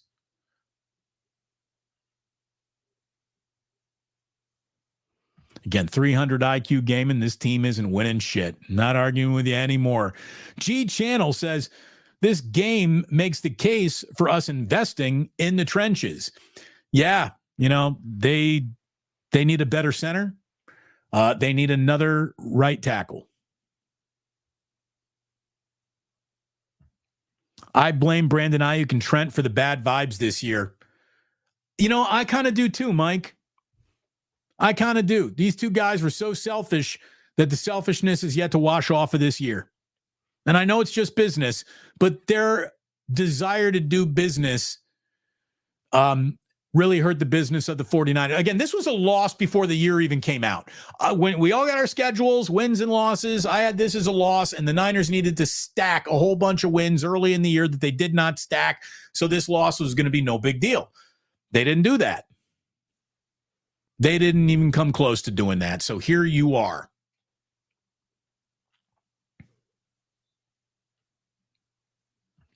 Think about this. Damon says, Cheese Leong. If the Cardinals lose today, the 49ers are still in second place.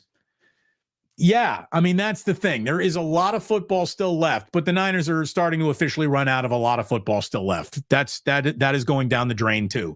Craig's Kitchen. Thank you, Craig's. Build us up with hope and let us down. Well, again, I wasn't offering any false hope merchant. I offered no false hope. I said the Niners were going to lose every single chance I had, and indeed they did. The Chiefs are just better. Barry Ford just kicking it in Memphis. Barry, you're right. They are. We passed when we should have run again. Bill M., well, there was so little success in the running game that, I don't even know how much that would have actually helped you today.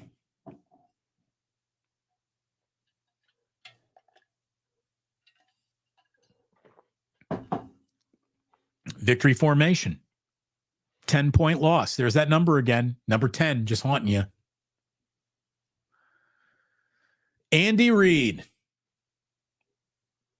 God, he's good at what he does. You can sit here and be as angry at Kyle as you want to be. I'm not going to try to take that away from you today. Andy Reid is the best coach in the sport, and he proves it almost every single time there's a football game. God, he's good. Mahomes, I don't know if Patrick Mahomes has been great for a single day this season, but when you're good enough to be 6-0, that's really the only amount of good enough you need to be. I guess we have officially entered the post-game portion of today's show. Welcome to a little post-game. And Damon, if you're just joining us, I'm feeling the anger. We got angry people, and rightfully so. This has been a bad, bad, bad day of football for the 49ers. Terrible day of football.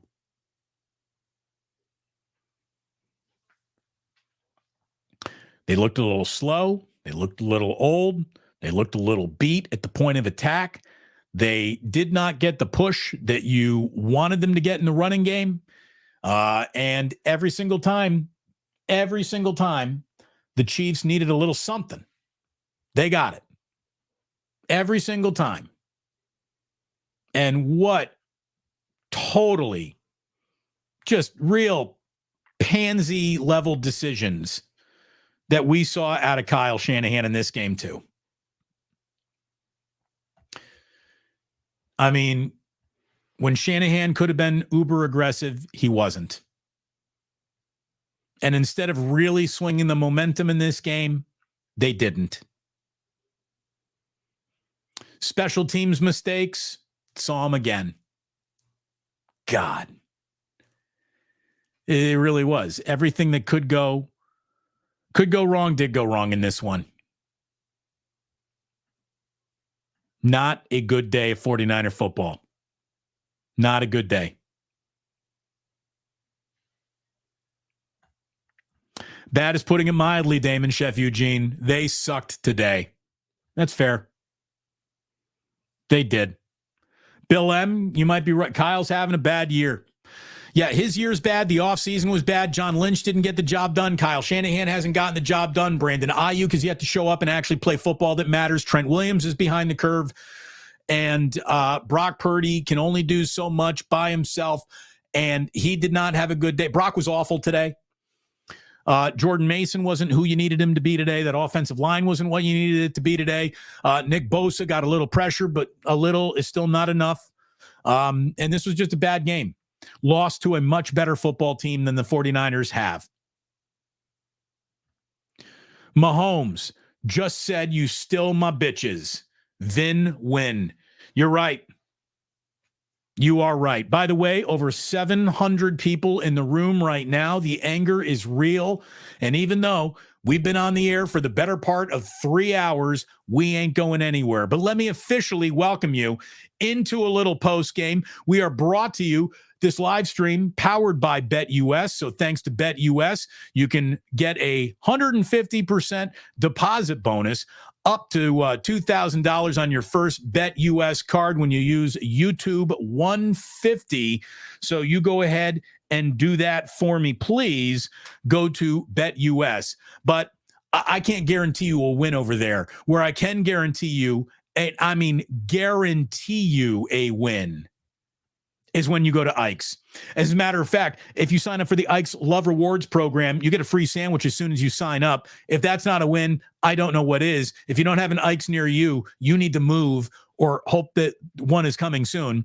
And if you are in San Francisco, I hope you plan on joining us at the Dubliner in West Portal. We will be there on November 3rd during the Niners bye week to watch some football and complain about a team that fucking got its ass kicked by the Kansas City Chiefs again today. God damn it. A little tired of that happening, aren't you? Hit like and subscribe. Go ahead and hit notify and hopefully be back with us next week. Sunday Night Football, we will have another watch party together. I can't have just be 0-1 on watch parties. I got to at least get my watch parties to 500, right? So maybe a chance to be 1-1. But hey, Cowboys are desperate. They're coming off a bye week, and the Niners just got their dicks handed to them. So we'll find out together. Thanks to everyone who's been super chatting today. Thanks to everyone who has been watching this entire time. Some of you have said this has been the therapy that you needed. It's therapy that I'm happy to have given to you. Good God, that was bad. Be cruising. Purdy ain't worth $60 million. Not today, he wasn't. I mean, Purdy is a very good quarterback, but yeah, I mean, that $60 million price point isn't where I would open up negotiations either, but he is going to be making $50 million. Starting quarterbacks get $50 million a year in this league. but yeah, keep him under 60. Get him another offensive lineman. Nora Clanner. Just put a little jingle jangle in the ganja jar. Thank you very much. Yeah, we're going basically nothing but super chats from here on out. I'm in overtime myself. So if you want to be part of this, let's go ahead and get it going. But good God, that was just bad today. Just bad by the Niners. Golden towel. Bring Sam Darnold back. Hey, Darnold lost today. The Vikings are no longer undefeated. Oh, Rams beat the Raiders. That's how bad the Raiders are. So Seahawks get a win. Rams get a win. The Lions look like they're going to win a Super Bowl without Aiden Hutchinson. The Chiefs look like they're going to be back in the Super Bowl. The Niners are moving in the wrong direction. Nothing that they needed to have happen in the division around them is happening. Maybe Arizona loses. But fuck, that was a bad day of football, man. Absolutely brutal day of football. Over 700 of you in here right now. Do you realize that if all of you who are in here hit subscribe, we will absolutely get to our 2,500 subscriber goal by Halloween. So get aggressive. If you're sick and tired of the same old bullshit that you get from way too many people who are amateurs doing this, and you're looking for a little professional broadcasting in your life, it's great to have you here. Thank you. I hope you found me. I'm glad that you found me. I've been doing Niner pre and post game for the better part of 20 years, and you can't get more of a disappointing outcome. I mean, you just can't. Today was a day the Niners needed to remind everybody that they were still a team to be reckoned with. They didn't.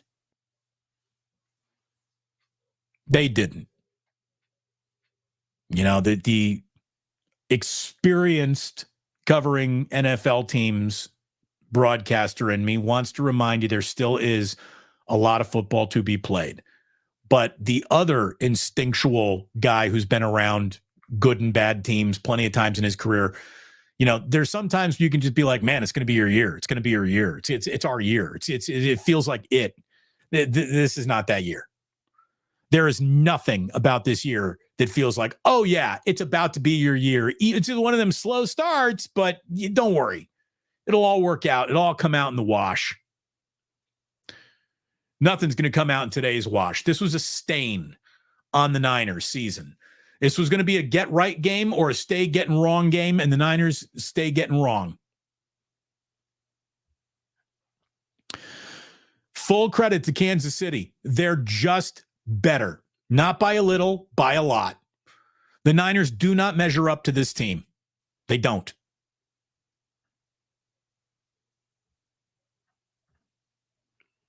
Vin Wynn coming in again with the 5 spot. Thank you, Vin. Kyle's handing out game checks to all the clowns in the locker room right now. On to the next day. What a joke this so-called team is right now. I mean, come on.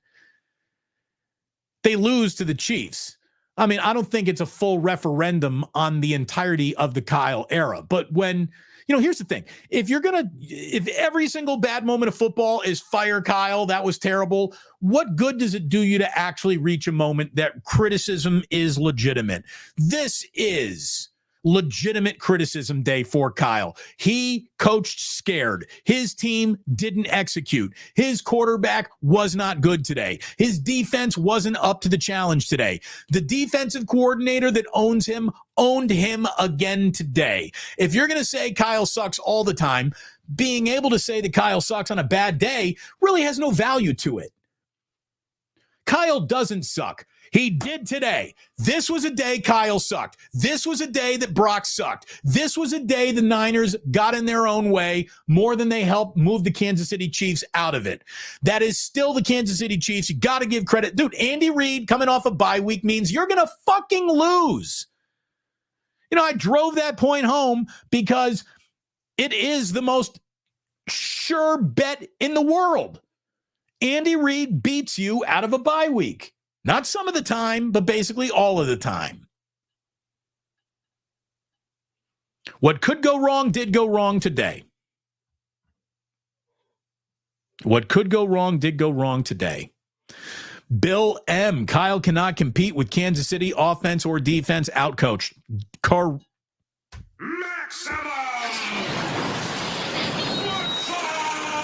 football! Yes. Kyle got depantsed by Andy Reid like he always does.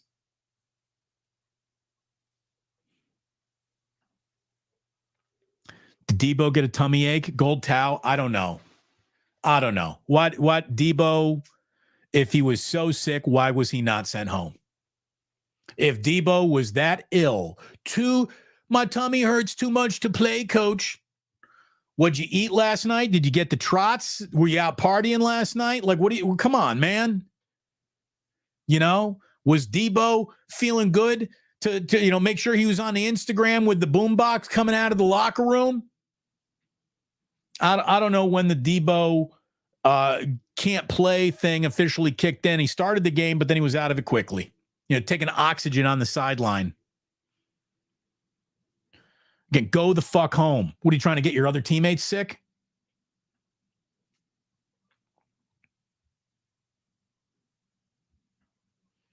Dale.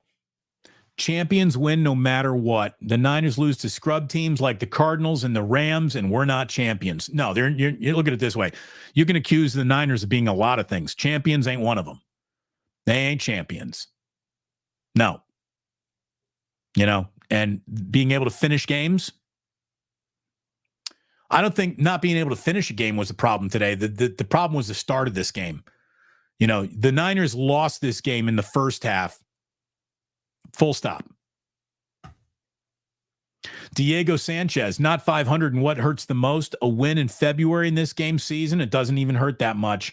That's the difference between easing out of your young prime hugging trophies and realizing that you're in a performance decline with nothing to show for it.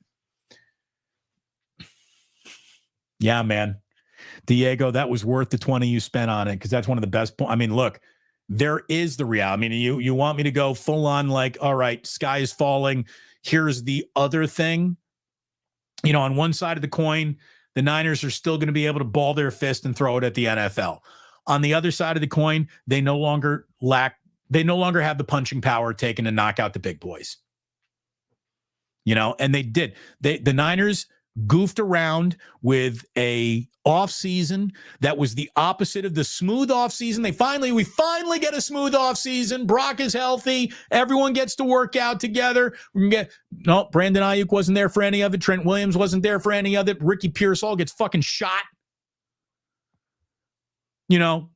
Smooth was not available at any point in time. Smooth was unavailable at all times. And the Niners have been on a bumpy ride ever since the smooth never showed up. Diego, you are right. Realizing in her performance decline, this is a performance decline. It is. Daniel says, Debo's weak, man. Did the same thing in the divisional last year. Unless it's a structural issue or a muscle tear, you play through it. Again, I've always said, your tolerance for another man's pain is very, very impressive. But, Debo is not cloaked in glory today. Again, no element of the Niners can be proud of anything today. It's a shame spiral for everyone wearing that uniform today. When Debo does not represent an element of violence, he doesn't separate as a receiver and as a running back. He ain't fooling anybody anymore. And that's scary. I mean, think about it. If you really do have about 60 million wrapped up into two wide receivers don't get the job done anymore, that's not good.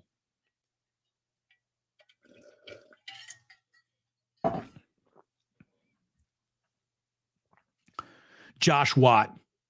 KC was clearly better week 7 of 2022. It's a long season. I appreciate the positivity. I do. But I'm going to guarantee you this. Let's say the 49ers are lucky enough to put this season back together and somehow reach the Super Bowl. If they meet the Kansas City Chiefs in the Super Bowl, they're going to lose that Super Bowl too. The Niners will not be beating the Kansas City Chiefs ever. That's not happening. It's not. They are not in this team's universe. They're not. The 49ers top out as pretty good. This is what greatness is. This Kansas City team drips with Hall of Fame caliber level greatness, experience. Been there, done that. When you've been there and you've done that, you know how to go back there and return to it.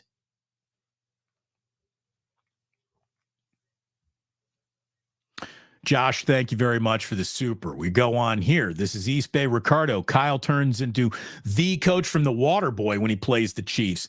Seriously. Is he afraid? Is he like gripping his Fonzie playbook a little too tight there? Henry Winkler getting all set, getting all upset. Does he start having to imagine babies' heads on the other coaches?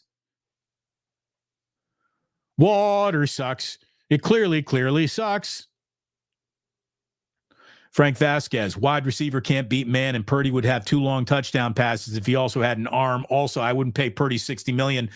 He can only take you too far.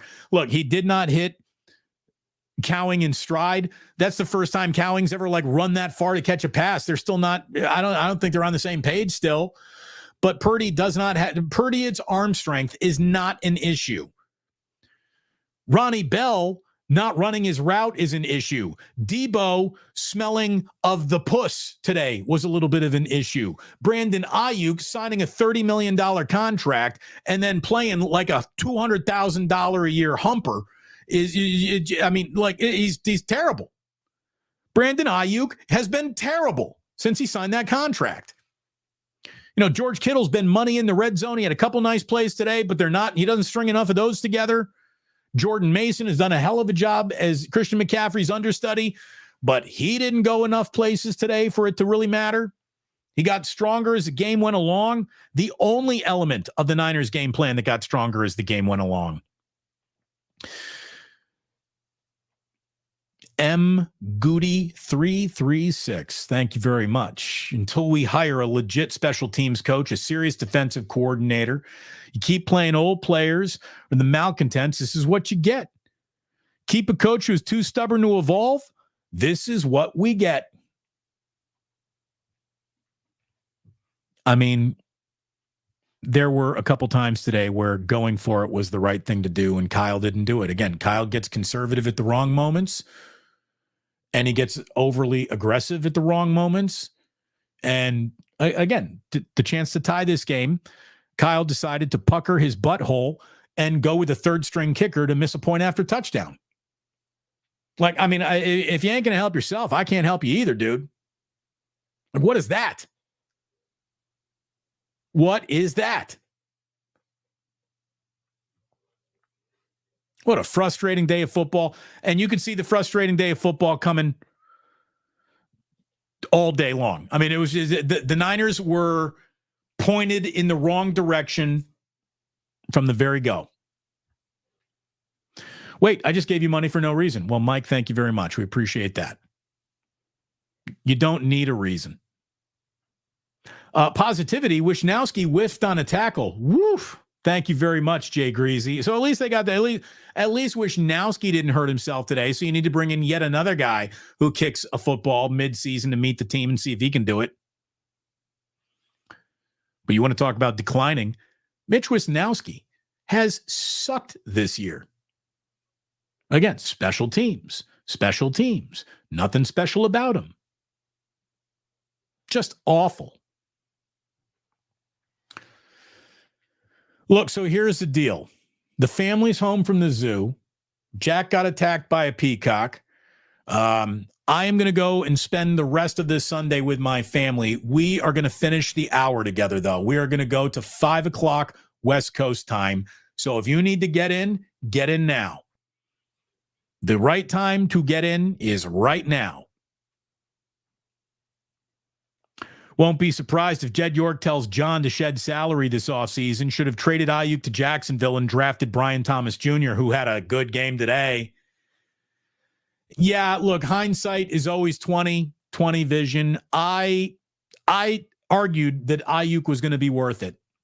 I was wrong on that too, because Brandon Ayuk has just been a non-factor all year. 22-4 all time for Andy Reid off the bye. The best winning percentage by any coach in NFL history coming off the bye. When restaurants start losing customers, they switch up the menu. It's time for Kyle to change up the menu. Prop manager of Capitola. Oy, oy, oy! I think that's fair. I mean, is Kyle, look at it this way. If Kyle has become a little easier to predict, it's because every single team in football is trying to mirror his running game and the way he sequences plays. You know, it's not like Kyle was absent of good ideas. It's just, I think he has shown all of his good ideas to everyone so many times that they see him coming. It's like Deebo Samuel. Deebo Samuel used to be the weapon that you could pull out and surprise other teams with. And then Deebo Samuel turned into a slow developing run play that everyone saw coming from a mile away. But Kyle kept on doing it over and over and over again. The NFL is caught up with Kyle's offense. We suck. F me, Dale. Yeah, I mean, I think there is a little catch up going on. I do. John Brunnock says, for what it's worth, I enjoyed the watch party. Thanks, Damon. Looking forward to it next week. I'm going to tell you, I really enjoyed it too. I would have been pulling my hair out if I had waited to the 2-minute warning to start talking to you about this one, because there was so much shit to talk about in the game. God. Look at some of these final stats again. Look at some of these final stats again. Hold on.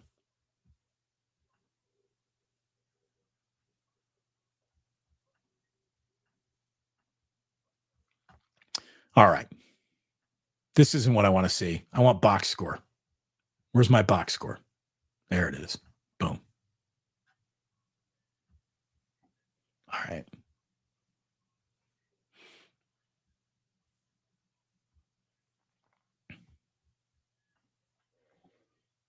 Again, 49ers defense in some ways did what it needed to do against Patrick Mahomes. It's a 2-interception, no touchdown, 154-yard. By the way, Mahomes is my fantasy quarterback, and he's just sucked all year, kind of. Kareem Hunt, 22 carries, 78 yards. He won the game. Kareem Hunt was the best player on the field offensively for either team all day. 2-touchdown day for Kareem Hunt. Mecole Hardman did what he needed to do. Noah Gray, your leading yardage receiver. I mean, these are the kind of numbers that if you told me these are the numbers that Kansas City is going to be producing, did the Niners win or lose that game? I would have said, oh, they were going to be set up to win that game. Here's a big number, don't you think? Right here. Can you see me circling that with my mouse? 3 interception game for Brock Purdy. I like Brock an awful lot, but let's call a spade, and he sucked today. Brock was not good. Again, if you are the type of person who's got nothing but venom for Kyle or Brock, you are going to be striking like a python today. I mean, do pythons have venom? I don't think so. Look, if you get attention by motherfucking Kyle and Brock Purdy, you're going to have an awful lot of attention today.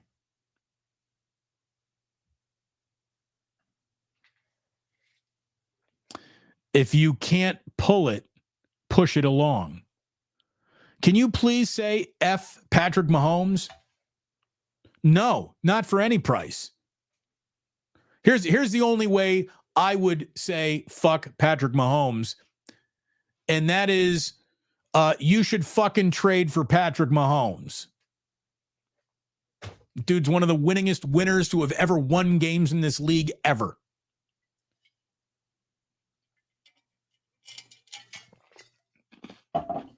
You know, sometimes you run into a guy who's better at football than you. Patrick Mahomes is better at football than anyone who has worn a 49ers uniform in a long time. You know, Patrick Mahomes is so much better of a quarterback than Patrick Willis was a linebacker, and Patrick Willis was a Hall of Fame linebacker.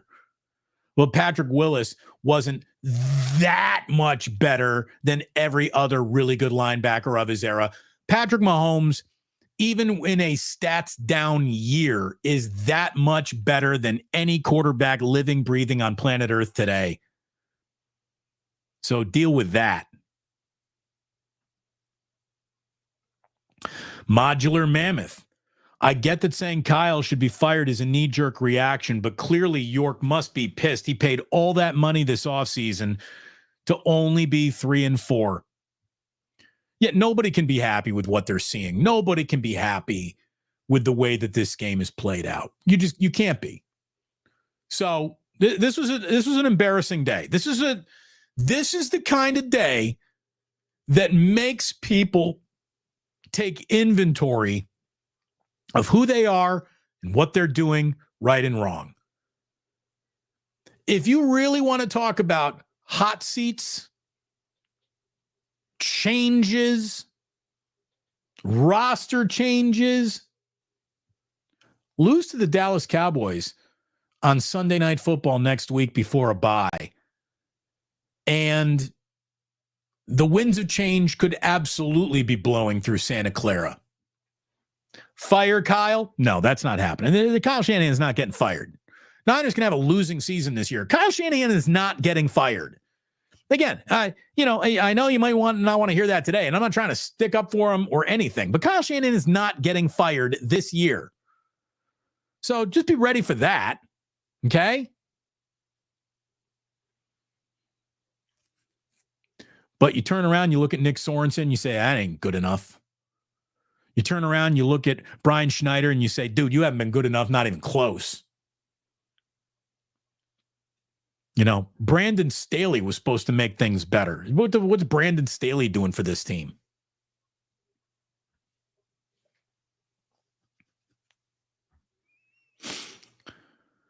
Again, Modular, we already got you, brother. Thank you so much for the super. Diego Sanchez, again, love my Camry slinging goat. Brock was cheeks in this game, 100%. Hoping for a 49er win against Dallas Sunday, faithful. Yeah, Brock was cheeks.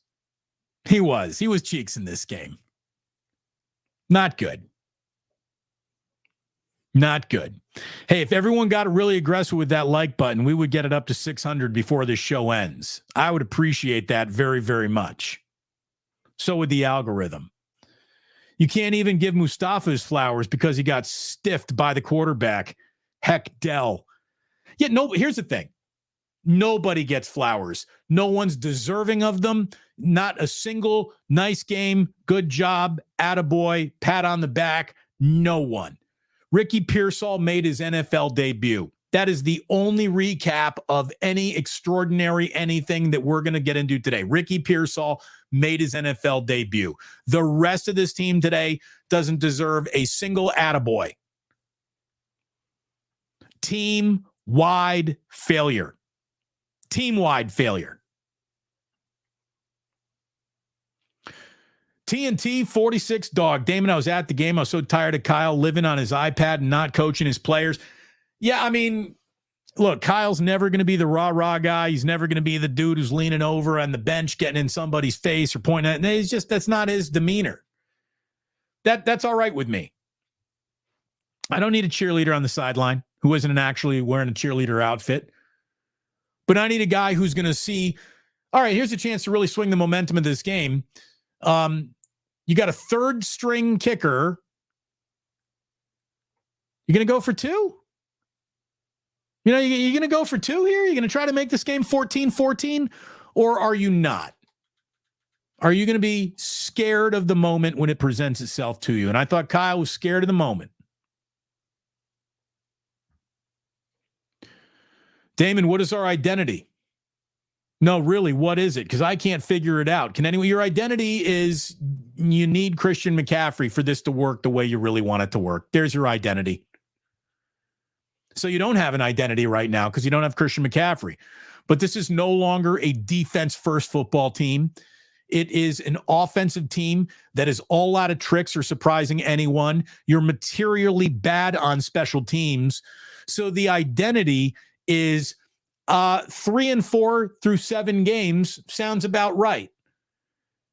You know, I mean, really, knowing what we know, knowing every angle and nook and cranny of the season and how it was built and the weird off season and blah, blah, blah, blah, blah, blah, blah. If we're all being fucking honest with each other, I need another whiskey, Paul. We're all being honest with each other. 3-4 is about right. Don't you think? 3-4 is about right. Seriously. And you know, when everything in this league is hard enough to begin with, everything in the NFL is hard enough to begin with. When you make it harder on yourself to find cohesion, find harmony, find, look good, feel good, play good. When you can't find any of that, finding wins, which is hard when all of that is going in the right direction, gets even harder. See, I got a little bit of a cough. Did I have to come out of the game? Or did I have my single longest uninterrupted broadcast, arguably, of my entire career? This is commercial-free broadcasting into the 3.5 hour mark. I even said I'd be done at 5 o'clock. We're not done at 5 o'clock. We're going to keep going. This is your identity right now, Dale, is not good enough when the light is shining its brightest. And that's too bad. The true identity of this team, and maybe the truth of this run, is your best shot is the one you missed last year. I don't mean to be that obtuse about it, but that could be the reality here. Hargrave, Greenlaw, Jennings, CMC, Debo, Hufanga, who else? Yeah, look, not a lot of guys were out there today.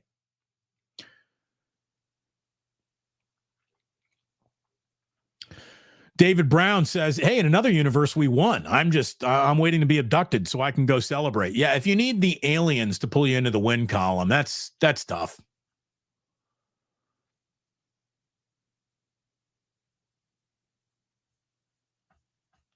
It's just a wildly disappointing afternoon of Niner football.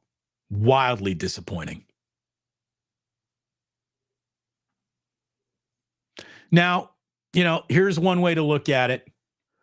Umgutty 336. Again, we need to work on some of these avatar names here. Like, there's got to be something that is better than that, right?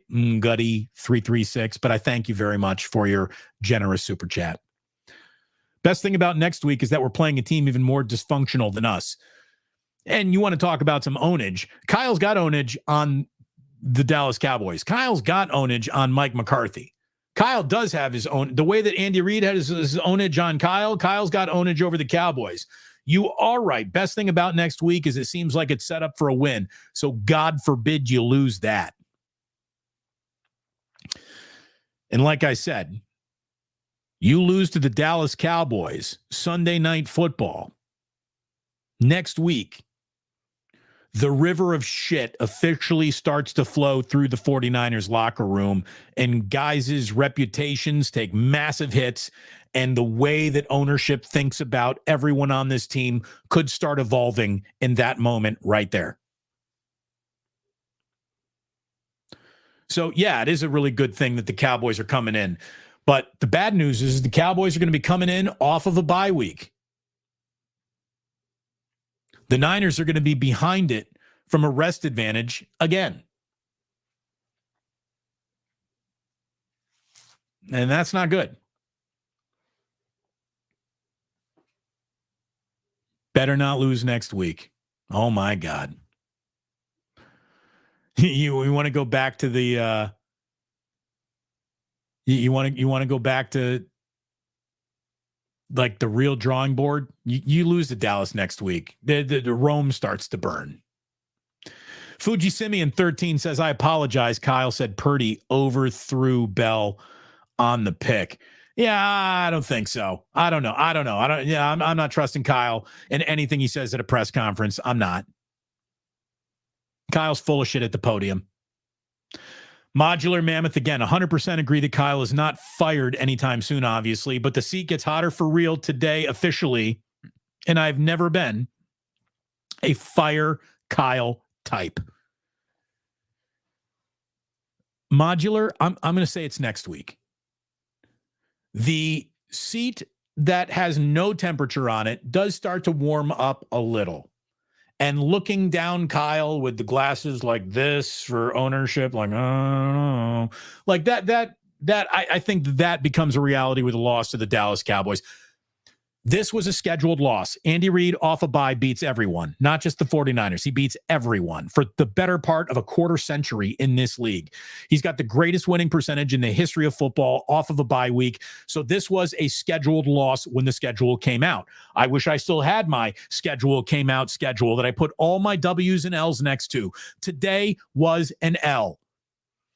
I said they were going to lose to the Kansas City Chiefs all this week. I told you that they were going to lose to the Kansas City Chiefs. They lost to the Kansas City Chiefs in the way that I told you that they were going to lose to the Kansas City Chiefs. Andy Reid was going to find something that worked, and he would hump the shit out of it. He did that with his end arounds.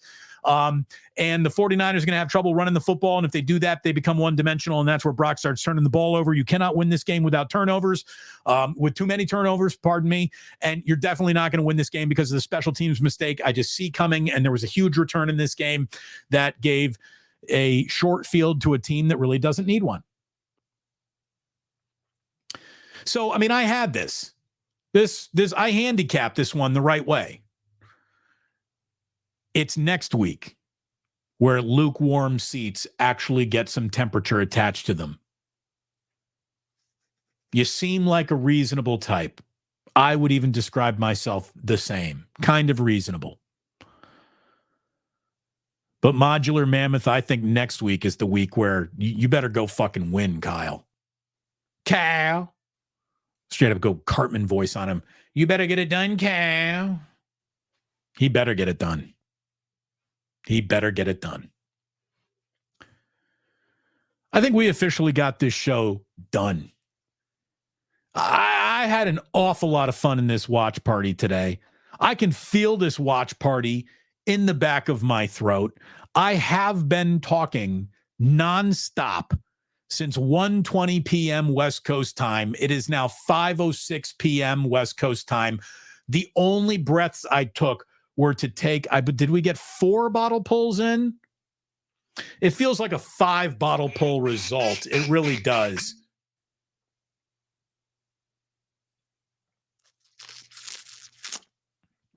Aha! Indian.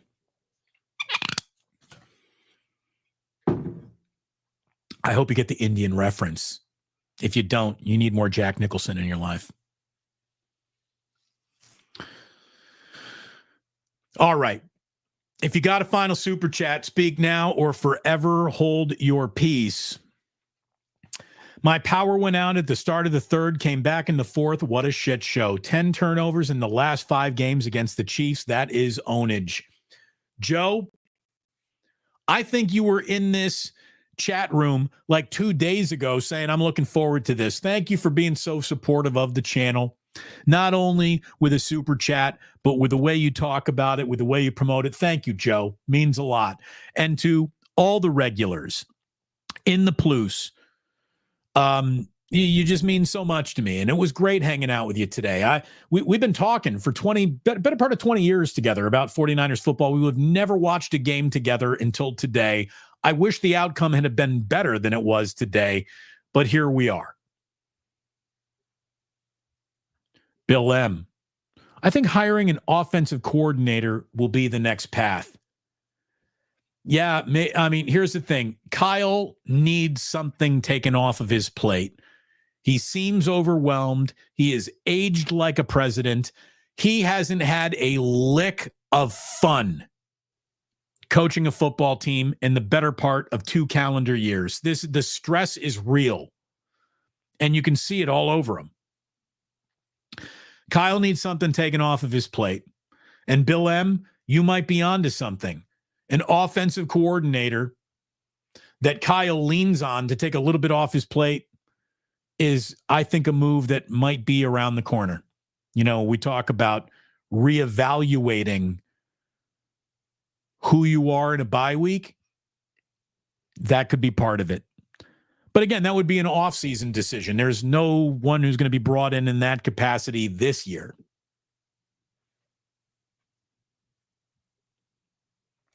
The ship has sailed, folks.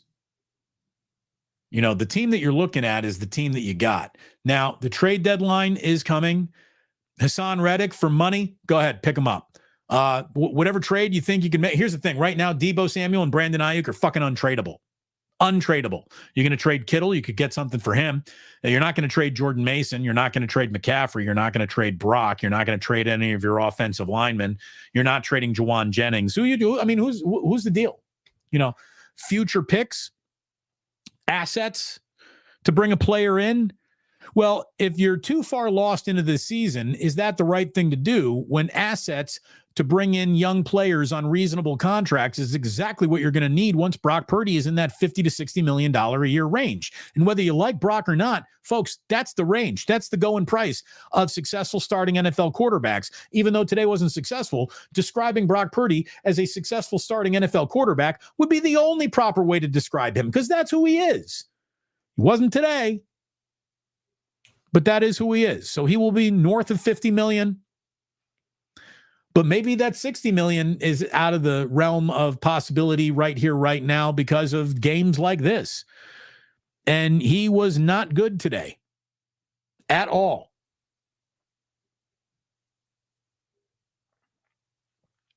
If we lose next week, is it time to sell? Maybe. Maybe you start thinking of, okay, this era of the Niners is coming to a close. The sliver of your window gets even harder to see through. Yeah, maybe. And you start pointing your direction in another year, in another economy that Brock will create.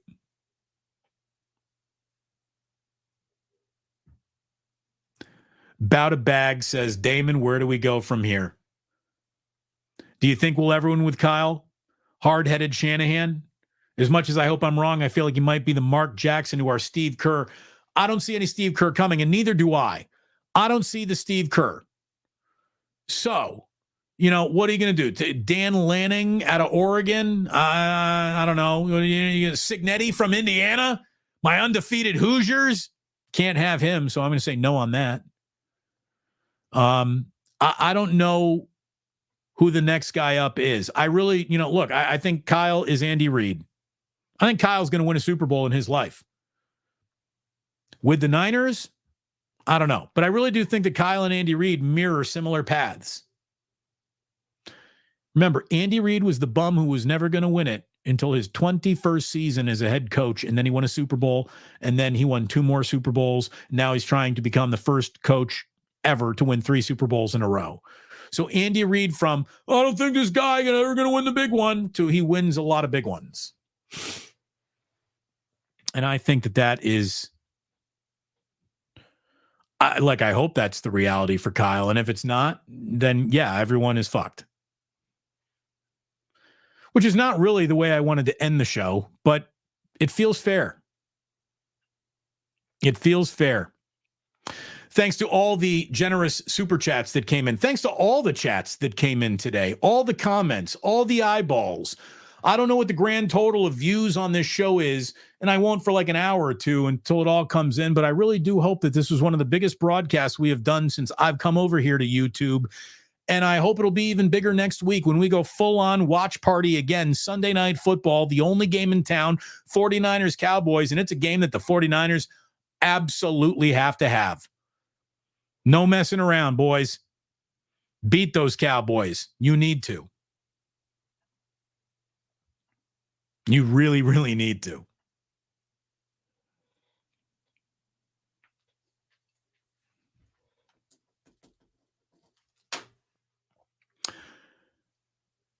Thank you to my man Ike for being an unbelievable sponsor of everything I've done. When I said, Ike, man, I'm no longer on the radio. I'm going to do this thing on YouTube. Would you like to be the title sponsor of it all? He said, yeah, Damon, I do.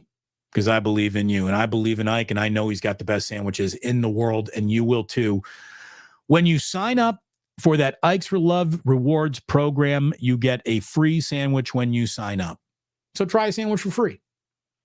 And if you don't like it, obviously all your taste buds are broken because it's the best sandwich in the world. I'm telling you, if you don't have an Ike's near you, call a congressman, call a state senator, call your mayor, get an Ike's to your hometown if you can. And hopefully you go to that Ike's app and find one near you. Go eat at Ike's. I hope that you can join us at the Dubliner. The Dubliner in West Portal is where we will be for the bye week of the 49ers. November 3rd, around noon, we're going to be watching football. We're going to be hanging out. And an awful lot of the great people that you maybe met for the very first time today in the chat are going to be there. Smiley Dan is going to keep us all safe. That means getting high.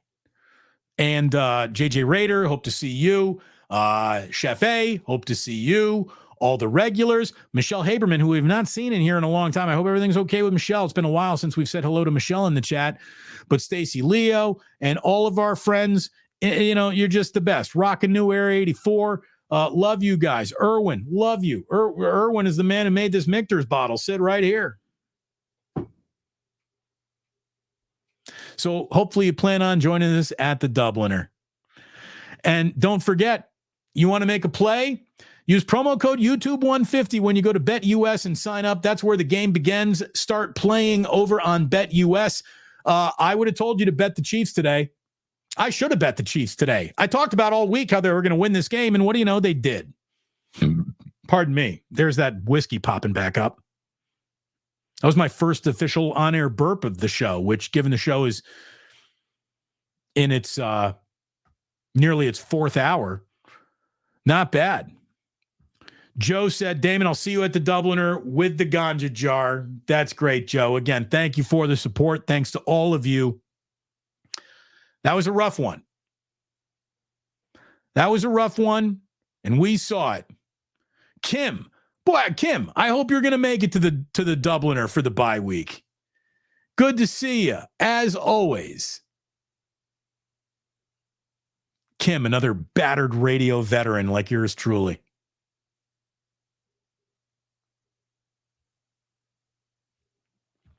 Oh, we got some Marv Levy chat in here. Marv Levy is the most wins without a Super Bowl and playoff wins with 11. That is still really good. Like Marv Levy didn't win a Super Bowl, but that's the only thing he didn't do. Marv Levy was great. He had great players. I'm telling you, if Scott Norwood hit that first field goal, things would have been different. But enough of that. It's time for us to say thank you so much for watching. Thank you so much for being here. Let me get rid of this. so you can see me on the way out the door. I really mean it. This was an awful lot of fun today.